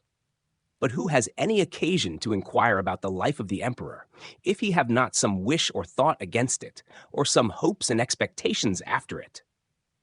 For consultations of this sort have not the same motive in the case of friends as in the case of sovereigns. The anxiety of a kinsman is something very different from that of a subject. If it is the fact that men bearing the name of Romans are found to be enemies of Rome, why are we, on the ground that we are regarded as enemies, denied the name of Romans? We may be at once Romans and foes of Rome, when men passing for Romans are discovered to be enemies of their country. So the affection and fealty and reverence due to the emperors do not consist in such tokens of homage as these, which even hostility may be zealous in performing, chiefly as a cloak to its purposes, but in those ways which deity as certainly enjoins on us, as they are held to be necessary in the case of all men as well as emperors. Deeds of true heart goodness are not due by us to emperors alone. We never do good with respect of persons, for in our own interest we conduct ourselves as those who take no payment either of praise or premium from man, but from God, who both requires and remunerates an impartial benevolence. We are the same to emperors as to our ordinary neighbors, for we are equally forbidden to wish ill, to do ill, to speak ill, to think ill of all men. The thing we must not do to an emperor, we must not do to anyone else. What we would not do to anybody, a fortiori, perhaps we should not do to him whom God has been pleased so highly to exalt. If we are enjoined, then, to love our enemies, as I have remarked above, whom have we to hate? If injured, we are forbidden to retaliate, lest we become as bad ourselves. Who can suffer injury at our hands? In regard to this, recall your own experiences. How often you inflict gross cruelties on Christians, partly because it is your own inclination, and partly in obedience to the laws. How often, too, the hostile mob, paying no regard to you, takes the law into its own hand and assails us with stones and flames. With the very frenzy of the bacchanals, they do not even spare the Christian dead, but tear them, now sadly changed, no longer entire, from the rest of the tomb, from the asylum, we might say, of death, cutting them in pieces, rending them asunder. Yet, banded together as we are, ever so ready to sacrifice our lives, what single case of revenge for injury are you able to point to, though? If it were held right among us to repay evil by evil, a single night with a torch or two could achieve an ample vengeance? But away with the idea of a sect divine avenging itself by human fires, or shrinking from the sufferings in which it is tried. If we desired, indeed, to act the part of open enemies, not merely of secret avengers, would there be any lacking in strength, whether of numbers or resources? The Moors, the Marcomanni, the Parthians themselves, or any single people, however great, inhabiting a distinct territory and confined within its own boundaries, surpasses, forsooth, in numbers one spread over all the world. We are but of yesterday, and we have filled every place among you, cities, islands, fortresses, towns, marketplaces, the very camp, tribes, companies, palace, senate, forum. We have left nothing to you but the temples of your gods. For what wars should we not be fit, not eager, even with unequal forces, we who so willingly yield ourselves to the sword, if in our religion it were not counted better to be slain than to slay?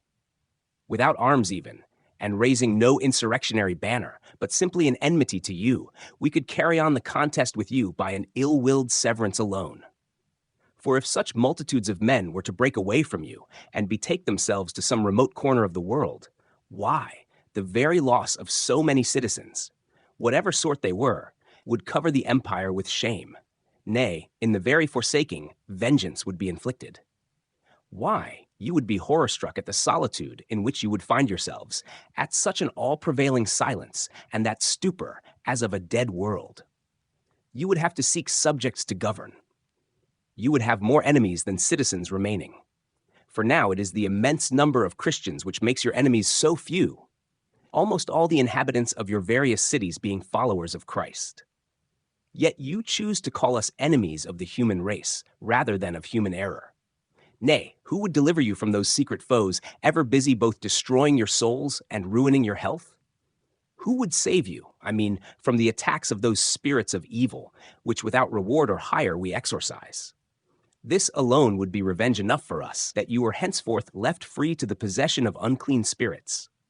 But instead of taking into account what is due to us for the important protection we afford you, and though we are not merely no trouble to you, but in fact necessary to your well-being, you prefer to hold us enemies, as indeed we are, yet not of man, but rather of his error. Ought not Christians, therefore, to receive not merely a somewhat milder treatment, but to have a place among the law-tolerated societies, seeing they are not chargeable with any such crimes as are commonly dreaded from societies of the illicit class? For, unless I mistake the matter, the prevention of such associations is based on a prudential regard to public order, that the state may not be divided into parties which would naturally lead to disturbance in the electoral assemblies, the councils, the curia, the special conventions, even in the public shows by the hostile collisions of rival parties. Especially when now, in pursuit of gain, men have begun to consider their violence an article to be bought and sold.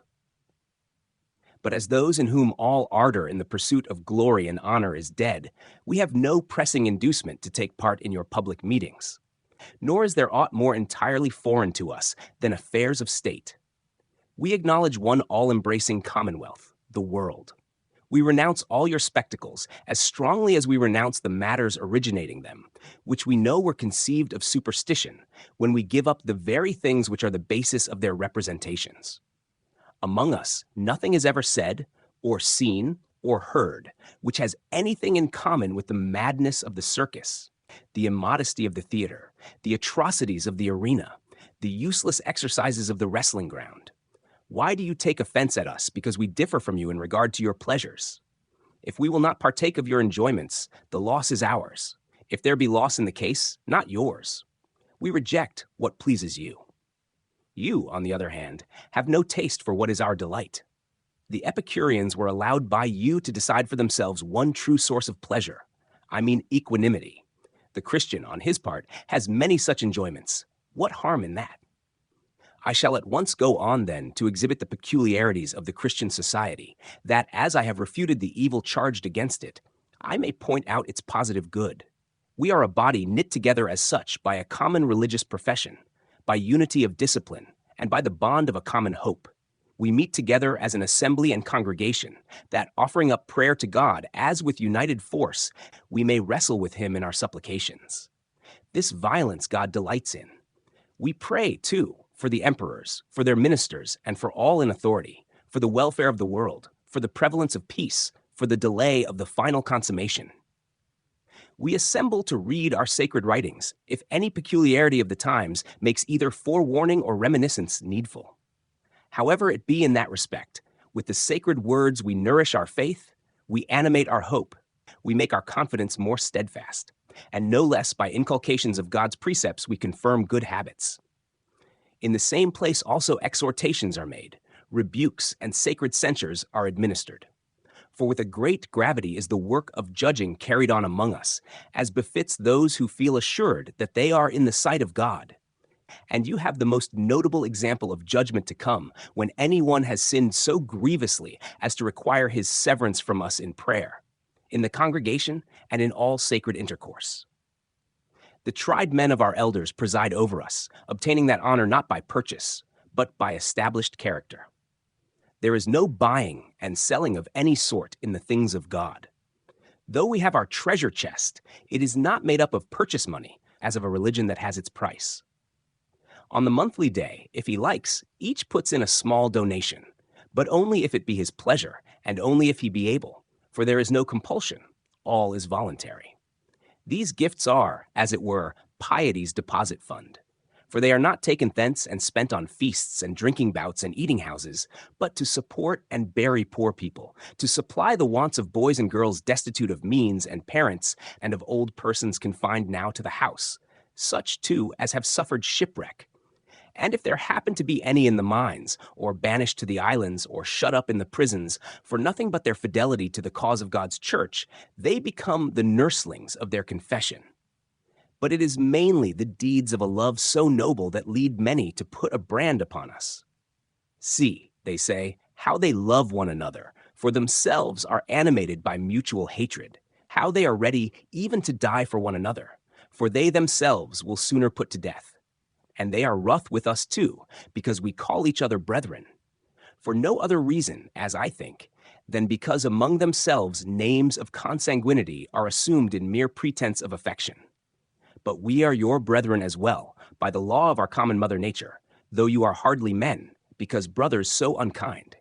At the same time, how much more fittingly they are called and counted brothers, who have been led to the knowledge of God as their common Father, who have drunk in one spirit of holiness, who from the same womb of a common ignorance have agonized into the same light of truth. But on this very account, perhaps, we are regarded as having less claim to be held true brothers, that no tragedy makes a noise about our brotherhood, or that the family possessions, which generally destroy brotherhood among you, create fraternal bonds among us. One in mind and soul, we do not hesitate to share our earthly goods with one another. All things are common among us, but our wives. We give up our community where it is practiced alone by others, who not only take possession of the wives of their friends, but most tolerantly also accommodate their friends with theirs, following the example, I believe, of those wise men of ancient times, the Greek Socrates and the Roman Cato, who shared with their friends the wives whom they had married, it seems for the sake of progeny both to themselves and to others. Whether in this acting against their partner's wishes, I am not able to say. Why should they have any care over their chastity, when their husbands so readily bestowed it away? O noble example of Attic wisdom, of Roman gravity, the philosopher and the censor playing pimps. What wonder if that great love of Christians towards one another is desecrated by you? For you abuse also our humble feasts on the ground that they are extravagant as well as infamously wicked. To us, it seems, applies the saying of Diogenes, the people of Megara feast as though they were going to die on the morrow. They build as though they were never to die. But one sees more readily the mote in another's eye than the beam in his own. Why? The very air is soured with the eructations of so many tribes, and curio, and decurio. The Salii cannot have their feast without going into debt. You must get the accountants to tell you what the tenths of Hercules and the sacrificial banquets cost. The choicest cook is appointed for the apaturia, the Dionysia, the Attic mysteries. The smoke from the banquet of Serapis will call out the firemen. Yet about the modest supper room of the Christians alone a great ado is made. Our feast explains itself by its name. The Greeks call it agape, i.e. affection. Whatever it costs, our outlay in the name of piety is gain, since with the good things of the feast we benefit the needy. Not as it is with you, do parasites aspire to the glory of satisfying their licentious propensities, selling themselves for a belly feast to all disgraceful treatment. But as it is with God himself, a peculiar respect is shown to the lowly. If the object of our feast be good, in the light of that consider its further regulations. As it is an act of religious service, it permits no vileness or immodesty. The participants, before reclining, taste first of prayer to God. As much is eaten as satisfies the cravings of hunger, as much is drunk as befits the chaste. They say it is enough, as those who remember that even during the night they have to worship God. They talk as those who know that the Lord is one of their auditors.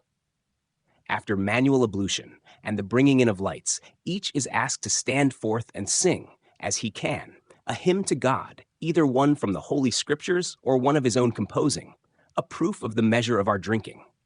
As the feast commenced with prayer, so with prayer it is closed. We go from it, not like troops of mischief doers, nor bands of vagabonds, nor to break out into licentious acts, but to have as much care of our modesty and chastity as if we had been at a school of virtue rather than a banquet. Give the congregation of the Christians its due, and hold it unlawful, if it is like assemblies of the illicit sort. By all means, let it be condemned, if any complaint can be validly laid against it, such as lies against secret factions. But who has ever suffered harm from our assemblies? We are in our congregations just what we are when separated from each other. We are as a community what we are as individuals. We injure nobody. We trouble nobody. When the upright, when the virtuous meet together, when the pious, when the pure assemble in congregation, you ought not to call that a faction, but a curia, i.e., the court of God. On the contrary, they deserve the name of faction, who conspire to bring odium on good men and virtuous, who cry out against innocent blood, offering as the justification of their enmity the baseless plea that they think the Christians the cause of every public disaster, of every affliction with which the people are visited. If the Tiber rises as high as the city walls, if the Nile does not send its waters up over the fields, if the heavens give no rain, if there is an earthquake, if there is famine or pestilence, straightway the cry is, "Away with the Christians to the lion!" What? Shall you give such multitudes to a single beast? Pray, tell me how many calamities befell the world and particular cities before Tiberius reigned, before the coming, that is, of Christ? We read of the islands of Hira, and Anafe, and Delos, and Rhodes, and Kos, with many thousands of human beings having been swallowed up. Plato informs us that a region larger than Asia or Africa was seized by the Atlantic Ocean. An earthquake, too, drank up the Corinthian Sea, and the force of the waves cut off a part of Lucania, whence it obtained the name of Sicily. These things surely could not have taken place without the inhabitants suffering by them. But where? I do not say we're Christians, those despisers of your gods. But where were your gods themselves in those days, when the flood poured its destroying waters over all the world, or, as Plato thought, merely the level portion of it? For that they are of later date than that calamity, the very cities in which they were born and died, nay, which they founded, bear ample testimony. For the cities could have no existence at this day unless as belonging to post-diluvian times. Palestine had not yet received from Egypt its Jewish swarm of emigrants, nor had the race from which Christians sprung yet settled down there, when its neighbors Sodom and Gomorrah were consumed by fire from heaven. The country yet smells of that conflagration, and if there are apples there upon the trees, it is only a promise to the eye they give. You but touch them, and they turn to ashes. Nor had Tucia and Campania to complain of Christians in the days when fire from heaven overwhelmed Volsini, and Pompeii was destroyed by fire from its own mountain. No one yet worshipped the true God at Rome, when Hannibal at Cannae counted the Roman slain by the pecks of Roman rings. Your gods were all objects of adoration, universally acknowledged, when the Senones closely besieged the very capital. And it is in keeping with all this, that if adversity has at any time befallen cities, the temples and the walls have equally shared in the disaster, so that it is clear to demonstration the thing was not the doing of the gods, seeing it also overtook themselves. The truth is, the human race has always deserved ill at God's hand. First of all, as undutiful to him, because when it knew him in part, it not only did not seek after him, but even invented other gods of its own to worship. And further, because, as the result of their willing ignorance of the teacher of righteousness, the judge and avenger of sin, all vices and crimes grew and flourished. But had men sought, they would have come to know the glorious object of their seeking. And knowledge would have produced obedience, and obedience would have found a gracious instead of an angry God. They ought then to see that the very same God is angry with them now, as in ancient times, before Christians were so much as spoken of. It was his blessings they enjoyed, created before they made any of their deities. And why can they not take it in, that their evils come from the being whose goodness they have failed to recognize? They suffer at the hands of him to whom they have been ungrateful. And, for all that is said, if we compare the calamities of former times, they fall on us more lightly now, since God gave Christians to the world. For from that time virtue put some restraint on the world's wickedness, and men began to pray for the averting of God's wrath. In a word, when the summer clouds give no rain, and the season is matter of anxiety, you indeed, full of feasting day by day, and ever eager for the banquet, baths and taverns and brothels always busy, offer up to Jupiter your rain sacrifices. You enjoin on the people barefoot processions, You seek heaven at the Capitol. You look up to the temple ceilings for the longed-for clouds, God and heaven not in all your thoughts. We, dried up with fastings and our passions bound tightly up, holding back as long as possible from all the ordinary enjoyments of life, rolling in sackcloth and ashes, assail heaven with our importunities, touch God's heart, and when we have extorted divine compassion, why? Jupiter gets all the honor.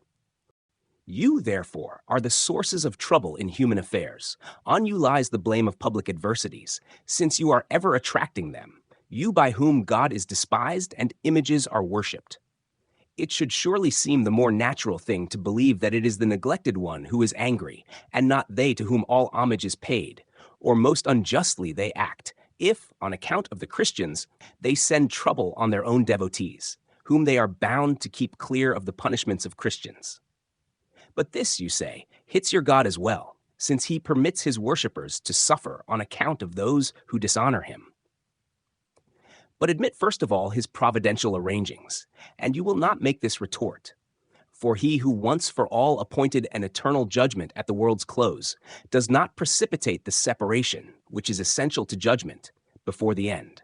Meanwhile, he deals with all sorts of men alike, so that all together share his favors and reproofs. His will is that outcasts and elect should have adversities and prosperities in common, that we should have all the same experience of his goodness and severity. Having learned these things from his own lips, we love his goodness, we fear his wrath, while both by you are treated with contempt, and hence the sufferings of life, so far as it is our lot to be overtaken by them, are in our case gracious admonitions, while in yours they are divine punishments. We indeed are not the least put about. For first, only one thing in this life greatly concerns us, and that is to get quickly out of it. And next, if any adversity befalls us, it is laid to the door of your transgressions. Nay, though we are likewise involved in troubles because of our close connection with you, we are rather glad of it, because we recognize in it divine foretellings, which, in fact, go to confirm the confidence and faith of our hope. But if all the evils you endure are inflicted on you by the gods you worship out of spite to us, why do you continue to pay homage to beings so ungrateful and unjust, who, instead of being angry with you, should rather have been aiding and abetting you by persecuting Christians, keeping you clear of their sufferings? But we are called to account as harm-doers on another ground, and are accused of being useless in the affairs of life. How in all the world can that be the case with people who are living among you, eating the same food, wearing the same attire, having the same habits, under the same necessities of existence? We are not Indian Brahmins or gymnosophists who dwell in woods and exile themselves from ordinary human life.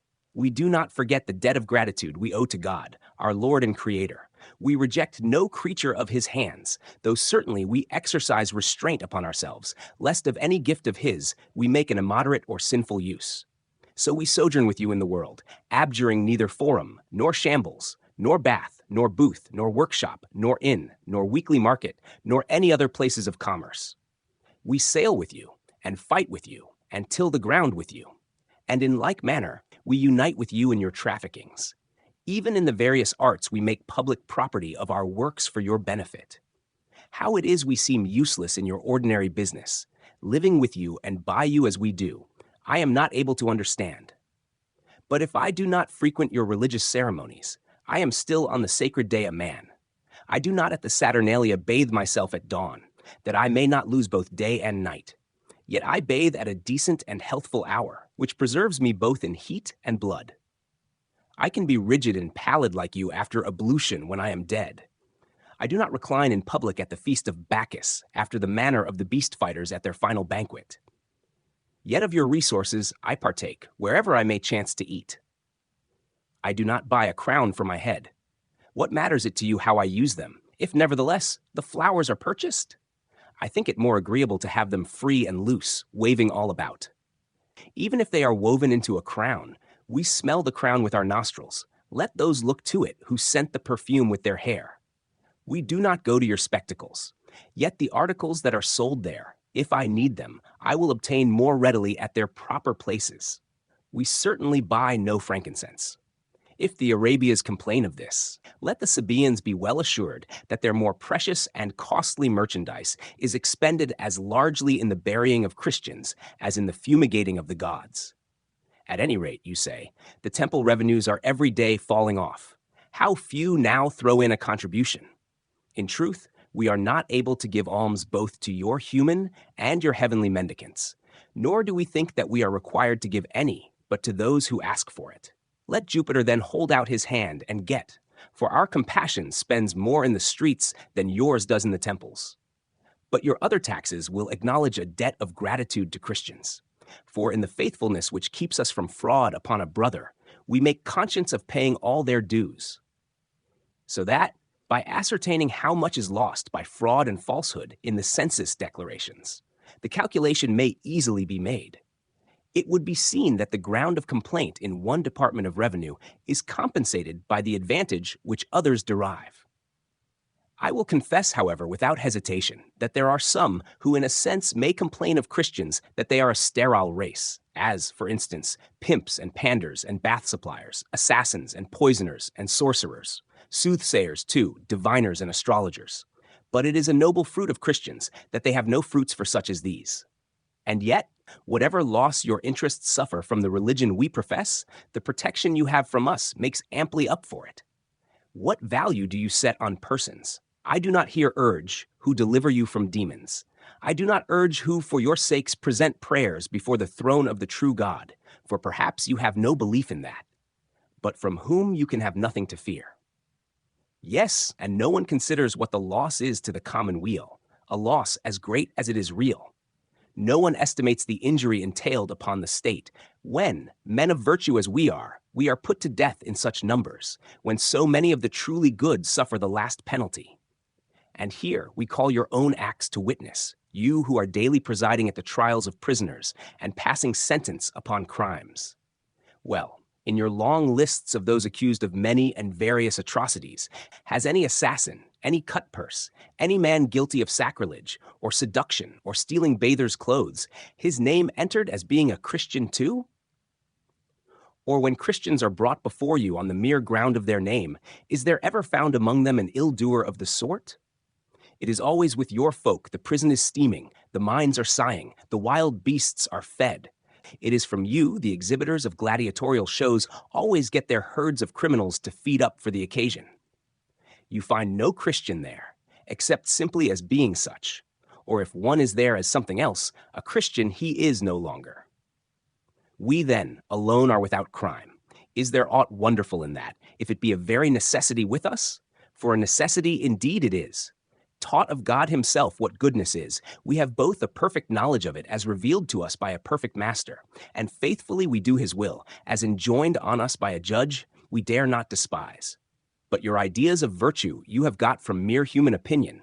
On human authority, too, its obligation rests. Hence your system of practical morality is deficient, both in the fullness and authority requisite to produce a life of real virtue. Man's wisdom to point out what is good is no greater than his authority to exact the keeping of it. The one is as easily deceived as the other is despised. And so, which is the ampler rule, to say, thou shalt not kill, or to teach, be not even angry? Which is more perfect, to forbid adultery, or to restrain from even a single lustful look? Which indicates the higher intelligence, interdicting evil doing or evil speaking? Which is more thorough, not allowing an injury, or not even suffering an injury done to you to be repaid? Though withal you know that these very laws also of yours, which seem to lead to virtue, have been borrowed from the law of God as the ancient model. Of the age of Moses we have already spoken. But what is the real authority of human laws when it is in man's power both to evade them, by generally managing to hide himself out of sight in his crimes, and to despise them sometimes, if inclination or necessity leads him to offend? Think of these things, too, in the light of the brevity of any punishment you can inflict, never to last longer than till death. On this ground, Epicurus makes light of all suffering and pain, maintaining that if it is small, it is contemptible, and if it is great, it is not long continued. No doubt about it. We who receive our awards under the judgment of an all-seeing God, and who look forward to eternal punishment from him for sin, we alone make real effort to attain a blameless life under the influence of our ampler knowledge, the impossibility of concealment, and the greatness of the threatened torment, not merely long-enduring but everlasting, fearing him, whom he too should fear who the fearing judges, even God, I mean, and not the proconsul. We have sufficiently met, as I think, the accusation of the various crimes on the ground of which these fierce demands are made for Christian blood. We have made a full exhibition of our case, and we have shown you how we are able to prove that our statement is correct, from the trustworthiness, and antiquity of our sacred writings, and from the confession likewise of the powers of spiritual wickedness themselves. Who will venture to undertake our refutation? Not with skill of words, but as we have managed our demonstration, on the basis of reality. But while the truth we hold is made clear to all, unbelief, meanwhile, at the very time it is convinced of the worth of Christianity, which has now become well known for its benefits as well as from the intercourse of life, takes up the notion that it is not really a thing divine, but rather a kind of philosophy. These are the very things, it says, the philosophers counsel and profess: innocence, justice, patience, sobriety, chastity. Why then are we not permitted an equal liberty and impunity for our doctrines as they have with whom in respect of what we teach we are compared? Or why are not they, as so like us, pressed to the same offices for declining which our lives are imperiled? For who compels a philosopher to sacrifice or take an oath or put out useless lamps at midday? Nay, they openly overthrow your gods, and in their writings they attack your superstitions, and you applaud them for it. Many of them even, with your countenance, bark out against your rulers, and are rewarded with statues and salaries instead of being given to the wild beasts. And very right it should be so, for they are called philosophers, not Christians. This name of philosopher has no power to put demons to the rout. Why are they not able to do that too, since philosophers count demons inferior to gods? Socrates used to say, if the demon grant permission. Yet he too, though in denying the existence of your divinities, he had a glimpse of the truth, at his dying ordered a cock to be sacrificed to Aesculapius. I believe in honor of his father, for Apollo pronounced Socrates the wisest of men. Thoughtless Apollo, testifying to the wisdom of the man who denied the existence of his race. In proportion to the enmity the truth awakens, you give offense by faithfully standing by it. But the man who corrupts and makes a mere pretense of it, precisely on this ground, gains favor with its persecutors. The truth which philosophers, these mockers and corrupters of it, with hostile ends merely affect to hold, and in doing so deprave, caring for naught but glory, Christians both intensely and intimately long for and maintain in its integrity, as those who have a real concern about their salvation. So that we are like each other, neither in our knowledge nor our ways, as you imagine. For what certain information did Thales, the first of natural philosophers, give in reply to the inquiry of Croesus regarding deity, the delay for further thought so often proving in vain? There is not a Christian workman, but finds out God, and manifests him, and hence assigns to him all those attributes which go to constitute a divine being, though Plato affirms that it is far from easy to discover the maker of the universe. And when he is found, it is difficult to make him known to all. But if we challenge you to comparison in the virtue of chastity, I turn to a part of the sentence passed by the Athenians against Socrates, who was pronounced a corrupter of youth. The Christian confines himself to the female sex.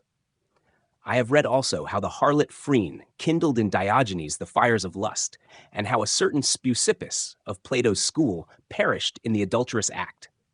The Christian husband has nothing to do with any but his own wife. Democritus, in putting out his eyes, because he could not look on women without lusting after them, and was pained if his passion was not satisfied, owns plainly, by the punishment he inflicts, his incontinence. But a Christian with grace-healed eyes is sightless in this matter. He is mentally blind against the assaults of passion. If I maintain our superior modesty of behavior, there at once occurs to me Diogenes with filth-covered feet trampling on the proud couches of Plato under the influence of another pride. The Christian does not even play the proud man to the pauper. If sobriety of spirit be the virtue in debate, Why there are Pythagoras at Thurii and Zeno at Prine, ambitious of the supreme power. The Christian does not aspire to the aedileship. If equanimity be the contention, you have Lycurgus choosing death by self-starvation, because the Lacans had made some emendation of his laws. The Christian, even when he is condemned, gives thanks. If the comparison be made in regard to trustworthiness, Anaxagoras denied the deposit of his enemies. The Christian is noted for his fidelity even among those who are not of his religion. If the matter of sincerity is to be brought to trial, Aristotle basely thrust his friend Hermias from his place. The Christian does no harm even to his foe. With equal baseness does Aristotle play the sycophant to Alexander, instead of exercising to keep him in the right way, and Plato allows himself to be bought by Dionysius for his belly's sake. Aristippus in the purple, with all his great show of gravity, gives way to extravagance, and Hippias is put to death laying plots against the state. No Christian ever attempted such a thing in behalf of his brethren, even when persecution was scattering them abroad with every atrocity. But it will be said that some of us too depart from the rules of our discipline. In that case, however, we count them no longer Christians, but the philosophers who do such things retain still the name and the honor of wisdom. So then, where is there any likeness between the Christian and the philosopher? Between the disciple of Greece and of heaven? Between the man whose object is fame and whose object is life? Between the talker and the doer? Between the man who builds up and the man who pulls down? Between the friend and the foe of error? Between one who corrupts the truth and one who restores and teaches it? Between its chief and its custodier? Unless I am utterly mistaken, there is nothing so old as the truth, and the already proved antiquity of the divine writings is so far of use to me that it leads men more easily to take it in that they are the treasure source whence all later wisdom has been taken. And were it not necessary to keep my work to a moderate size, I might launch forth also into the proof of this. What poet or sophist has not drunk at the fountain of the prophets? Thence, accordingly, the philosophers watered their arid minds, so that it is the things they have from us which bring us into comparison with them. For this reason, I imagine, philosophy was banished by certain states, I mean by the Thebans, by the Spartans also, and the Argives. Its disciples sought to imitate our doctrines. And ambitious, as I have said, of glory and eloquence alone, if they fell upon anything in the collection of sacred scriptures which displeased them, in their own peculiar style of research, they perverted it to serve their purpose. For they had no adequate faith in their divinity to keep them from changing them, nor had they any sufficient understanding of them either, as being still at the time under veil, even obscure to the Jews themselves, whose peculiar possession they seemed to be. For so, too, if the truth was distinguished by its simplicity, the more on that account the fastidiousness of man, too proud to believe, set to altering it, so that even what they found certain they made uncertain by their admixtures. Finding a simple revelation of God, they proceeded to dispute about him, not as he had revealed to them, but turned aside to debate about his properties, his nature, his abode. Some assert him to be incorporeal, others maintain he has a body, the Platonists teaching the one doctrine, and the Stoics the other. Some think that he is composed of atoms, others of numbers. Such are the different views of Epicurus and Pythagoras. One thinks he is made of fire, so it appeared to Heraclitus. The Platonists, again, hold that he administers the affairs of the world. The Epicureans, on the contrary, that he is idle and inactive, and, so to speak, a nobody in human things. Then the Stoics represent him as placed outside the world, and whirling round this huge mass from without like a potter, while the Platonists place him within the world, as a pilot is in the ship he steers. So in like manner, they differ in their views about the world itself, whether it is created or uncreated, whether it is destined to pass away or to remain forever. So again, it is debated concerning the nature of the soul, which some contend is divine and eternal, while others hold that it is dissoluble. According to each one's fancy, he has introduced either something new or refashioned the old. Nor need we wonder if the speculations of philosophers have perverted the older scriptures. Some of their brood, with their opinions, have even adulterated our new given Christian revelation, and corrupted it into a system of philosophic doctrines, and from the one path have struck off many and inexplicable byroads. And I have alluded to this, lest anyone becoming acquainted with the variety of parties among us, this might seem to him to put us on a level with the philosophers, and he might condemn the truth from the different ways in which it is defended. But we at once put in a plea in bar against these tainters of our purity, asserting that this is the rule of truth which comes down from Christ by transmission through his companions, to whom we shall prove that those devisers of different doctrines are all posterior. Everything opposed to the truth has been got up from the truth itself, the spirits of error carrying on this system of opposition. By them all corruptions of wholesome discipline have been secretly instigated. By them, too, certain fables have been introduced, that, by their resemblance to the truth, they might impair its credibility, or vindicate their own higher claims to faith, so that people might think Christians unworthy of credit because the poets or philosophers are so, or might regard the poets and philosophers as worthier of confidence from their not being followers of Christ. Accordingly, we get ourselves laughed at for proclaiming that God will one day judge the world. For, like us, the poets and philosophers set up a judgment seat in the realms below. And if we threaten Gehenna, which is a reservoir of secret fire under the earth for purposes of punishment, we have in the same way derision heaped on us. For so, too, they have their pyrphlegethon, a river of flame in the regions of the dead. And if we speak of paradise, the place of heavenly bliss appointed to receive the spirits of the saints, severed from the knowledge of this world by that fiery zone, as by a sort of enclosure, the Elysian plains have taken possession of their faith. Whence is it, I pray, you have all this, so like us, in the poets and philosophers? The reason simply is that they have been taken from our religion. But if they are taken from our sacred things as being of earlier date, then ours are the truer being and have higher claims upon belief, since even their imitations find faith among you. If they maintain their sacred mysteries to have sprung from their own minds, in that case, ours will be reflections of what are later than themselves, which by the nature of things is impossible, for never does the shadow precede the body which casts it, or the image the reality. Come now, if some philosopher affirms, as Liberius holds, following an opinion of Pythagoras, that a man may have his origin from a mule, a serpent from a woman, and with skill of speech twists every argument to prove his view, will he not gain acceptance for and work in some the conviction that, on account of this, they should even abstain from eating animal food? May anyone have the persuasion that he should so abstain, lest by chance in his beef he eats of some ancestor of his? But if a Christian promises the return of a man from a man, and the very actual Gaius from Gaius, the cry of the people will be to have him stoned. They will not even so much as grant him a hearing. If there is any ground for the moving to and fro of human souls into different bodies, why may they not return into the very substance they have left, seeing this is to be restored, to be that which had been? They are no longer the very things they had been, for they could not be what they were not, without first ceasing to be what they had been. If we were inclined to give all rein upon this point, discussing into what various beasts one and another might probably be changed, we would need at our leisure to take up many points.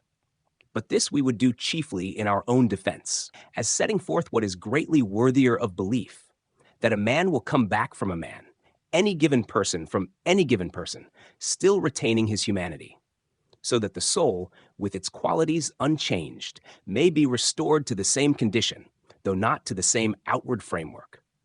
Assuredly, as the reason why restoration takes place at all is the appointed judgment, every man must needs come forth the very same who had once existed, that he may receive at God's hands a judgment, whether of good desert or the opposite. And therefore the body too will appear, for the soul is not capable of suffering without the solid substance, that is, the flesh. And for this reason also, that it is not right that souls should have all the wrath of God to bear. They did not sin without the body, within which all was done by them. But how, you say, can a substance which has been dissolved be made to reappear again? Consider thyself, O man, and thou wilt believe in it. Reflect on what you were before you came into existence. Nothing, for if you had been anything, you would have remembered it. You then, who were nothing before you existed, reduced to nothing also when you cease to be. Why may you not come into being again out of nothing, at the will of the same Creator whose will created you out of nothing at the first? Will it be anything new in your case? You who were not, were made. When you cease to be again, you shall be made. Explain, if you can, your original creation, and then demand to know how you shall be recreated. Indeed, it will be still easier surely to make you what you were once, when the very same creative power made you without difficulty what you never were before. There will be doubts, perhaps, as to the power of God, of Him who hung in its place this huge body of our world, made out of what had never existed, as from a death of emptiness and inanity, animated by the Spirit who quickens all living things, its very self the unmistakable type of the resurrection, that it might be to you a witness, nay, the exact image of the resurrection. Light, every day extinguished, shines out again, and, with like alternation, darkness succeeds light's outgoing. The defunct stars relive. The seasons, as soon as they are finished, renew their course. The fruits are brought to maturity, and then are reproduced. The seeds do not spring up with abundant produce, save as they rot and dissolve away. All things are preserved by perishing. All things are refashioned out of death. Thou, man of nature so exalted, if thou understandest thyself, taught even by the Pythian words, Lord of all these things that die and rise, shalt thou die to perish evermore? Wherever your dissolution shall have taken place, whatever material agent has destroyed you, or swallowed you up, or swept you away, or reduced you to nothingness, it shall again restore you. Even nothingness is His who is Lord of all. You ask, shall we then be always dying and rising up from death? If so, the Lord of all things had appointed you would have to submit, though unwillingly, to the law of your creation. But in fact, He has no other purpose than that of which He has informed us. The reason which made the universe out of diverse elements, so that all things might be composed of opposite substances in unity, of void and solid, of animate and inanimate, of comprehensible and incomprehensible, of light and darkness, of life itself and death, has also disposed time into order by fixing and distinguishing its mode, according to which this first portion of it, which we inhabit from the beginning of the world, flows down by a temporal course to a close, but the portion which succeeds and to which we look forward continues forever. When, therefore, the boundary and limit, that millennial interspace, has been passed, when even the outward fashion of the world itself, which has been spread like a veil over the eternal economy, equally a thing of time, passes away, then the whole human race shall be raised again to have its dues meted out according as it has merited in the period of good or evil, and thereafter to have these paid out through the immeasurable ages of eternity. Therefore, after this, there is neither death nor repeated resurrections, but we shall be the same that we are now, and still unchanged, the servants of God, ever with God, clothed upon with the proper substance of eternity. But the profane, and all who are not true worshippers of God, in like manner shall be consigned to the punishment of everlasting fire. That fire which, from its very nature indeed, directly ministers to their incorruptibility. The philosophers are familiar, as well as we, with the distinction between a common and a secret fire. Thus, that which is in common use is far different from that which we see in divine judgments, whether striking as thunderbolts from heaven, or bursting up out of the earth through mountaintops. For it does not consume what it scorches, but while it burns it repairs. So the mountains continue ever burning, and a person struck by lightning is even now kept safe from any destroying flame. A notable proof this of the fire eternal. A notable example of the endless judgment which still supplies punishment with fuel. The mountains burn and last. How will it be with the wicked and the enemies of God? These are what are called presumptuous speculations in our case alone. In the philosophers and poets, they are regarded as sublime speculations and illustrious discoveries. They are men of wisdom. We are fools. They are worthy of all honor. We are folk to have the finger pointed at. Nay, besides that, we are even to have punishments inflicted on us. But let things which are the defense of virtue, if you will, have no foundation, and give them duly the name of fancies, yet still they are necessary. Let them be absurd, if you will, yet they are of use. They make all who believe them better men and women under the fear of never-ending punishment and the hope of never-ending bliss. It is not, then, wise to brand as false, nor to regard as absurd things the truth of which it is expedient to presume. On no ground is it right positively to condemn as bad what beyond all doubt is profitable. Thus, in fact, you are guilty of the very presumption of which you accuse us in condemning what is useful. It is equally out of the question to regard them as nonsensical. At any rate, if they are false and foolish, they hurt nobody. For they are just, in that case, like many other things on which you inflict no penalties. Foolish and fabulous things, I mean, which, as quite innocuous, are never charged as crimes or punished. But in a thing of the kind, if this be so indeed, we should be adjudged to ridicule, not to swords and flames and crosses and wild beasts, in which iniquitous cruelty not only the blinded populace exults and insults over us, but in which some of you too glory, not scrupling to gain the popular favor by your injustice, as though all you can do to us did not depend upon our pleasure. It is assuredly a matter of my own inclination, being a Christian. Your condemnation, then, will only reach me in that case, if I wish to be condemned. But when all you can do to me, you can do only at my will. All you can do is dependent on my will, and is not in your power. The joy of the people in our trouble is therefore utterly reasonless. For it is our joy they appropriate to themselves, since we would far rather be condemned than apostatize from God. On the contrary, our haters should be sorry rather than rejoice, as we have obtained the very thing of our own choice. In that case, you say, why do you complain of our persecutions? You ought rather to be grateful to us for giving you the sufferings you want. Well, it is quite true that it is our desire to suffer, but it is in the way that the soldier longs for war. No one indeed suffers willingly, since suffering necessarily implies fear and danger. Yet the man who objected to the conflict both fights with all his strength, and when victorious, he rejoices in the battle, because he reaps from it glory and spoil. It is our battle to be summoned to your tribunals that there, under fear of execution, we may battle for the truth. But the day is won when the object of the struggle is gained. This victory of ours gives us the glory of pleasing God and the spoil of life eternal. But we are overcome. Yes, when we have obtained our wishes. Therefore we conquer in dying. We go forth victorious at the very time we are subdued. Call us, if you like, Sarmentici and Symaxi, because bound to a half-axle stake. We are burned in a circle heap of faggots. This is the attitude in which we conquer. It is our victory robe. It is for us a sort of triumphal car. Naturally enough, therefore, we do not please the vanquished. On account of this, indeed, we are counted a desperate, reckless race. But the very desperation and recklessness you object to in us, among yourselves, lift high the standard of virtue in the cause of glory and of fame. Mutius of his own will left his right hand on the altar. What sublimity of mind! Empedocles gave his whole body at Catana to the fires of Etna. What mental resolution! A certain foundress of Carthage gave herself away in second marriage to the funeral pile. What a noble witness of her chastity!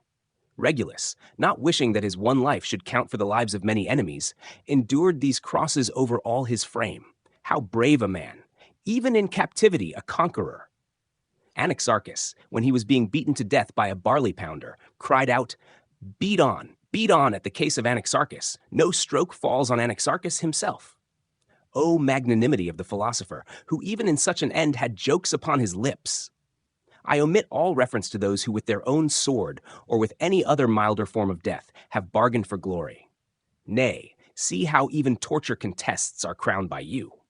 The Athenian courtesan, having wearied out the executioner, at last bit off her tongue and spat it in the face of the raging tyrant, that she might at the same time spit away her power of speech, nor be longer able to confess her fellow conspirators, if even overcome, that might be her inclination. Zeno the Eleatic, when he was asked by Dionysius what good philosophy did, on answering that it gave contempt of death, was all unquailing, given over to the tyrant's scourge, and sealed his opinion even to the death.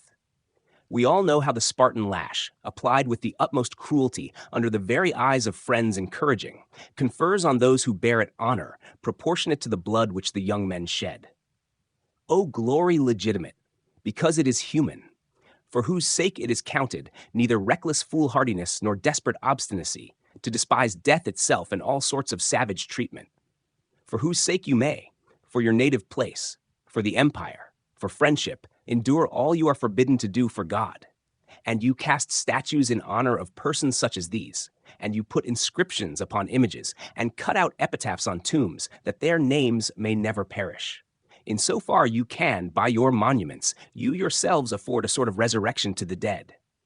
Yet he who expects the true resurrection from God is insane, if for God he suffers.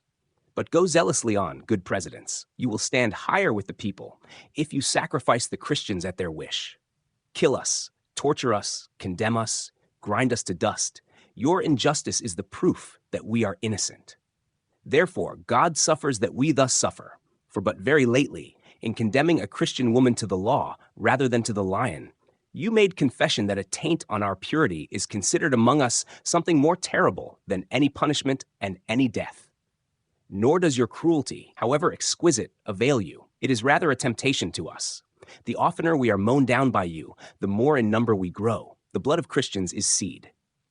Many of your writers exhort to the courageous bearing of pain and death, as Cicero in the Tusculans, as Seneca in his Chances, as Diogenes, Pyrrhus, Callinicus. And yet their words do not find so many disciples as Christians do, teachers not by words, but by their deeds. That very obstinacy you rail against is the preceptress. For who that contemplates it is not excited to inquire what is at the bottom of it? Who, after inquiry, does not embrace our doctrines? And when he has embraced them, desires not to suffer that he may become partaker of the fullness of God's grace, that he may obtain from God complete forgiveness by giving in exchange his blood? For that secures the remission of all offenses. On this account, it is that we return thanks on the very spot for your sentences. As the divine and human are ever opposed to each other, when we are condemned by you, we are acquitted by the highest.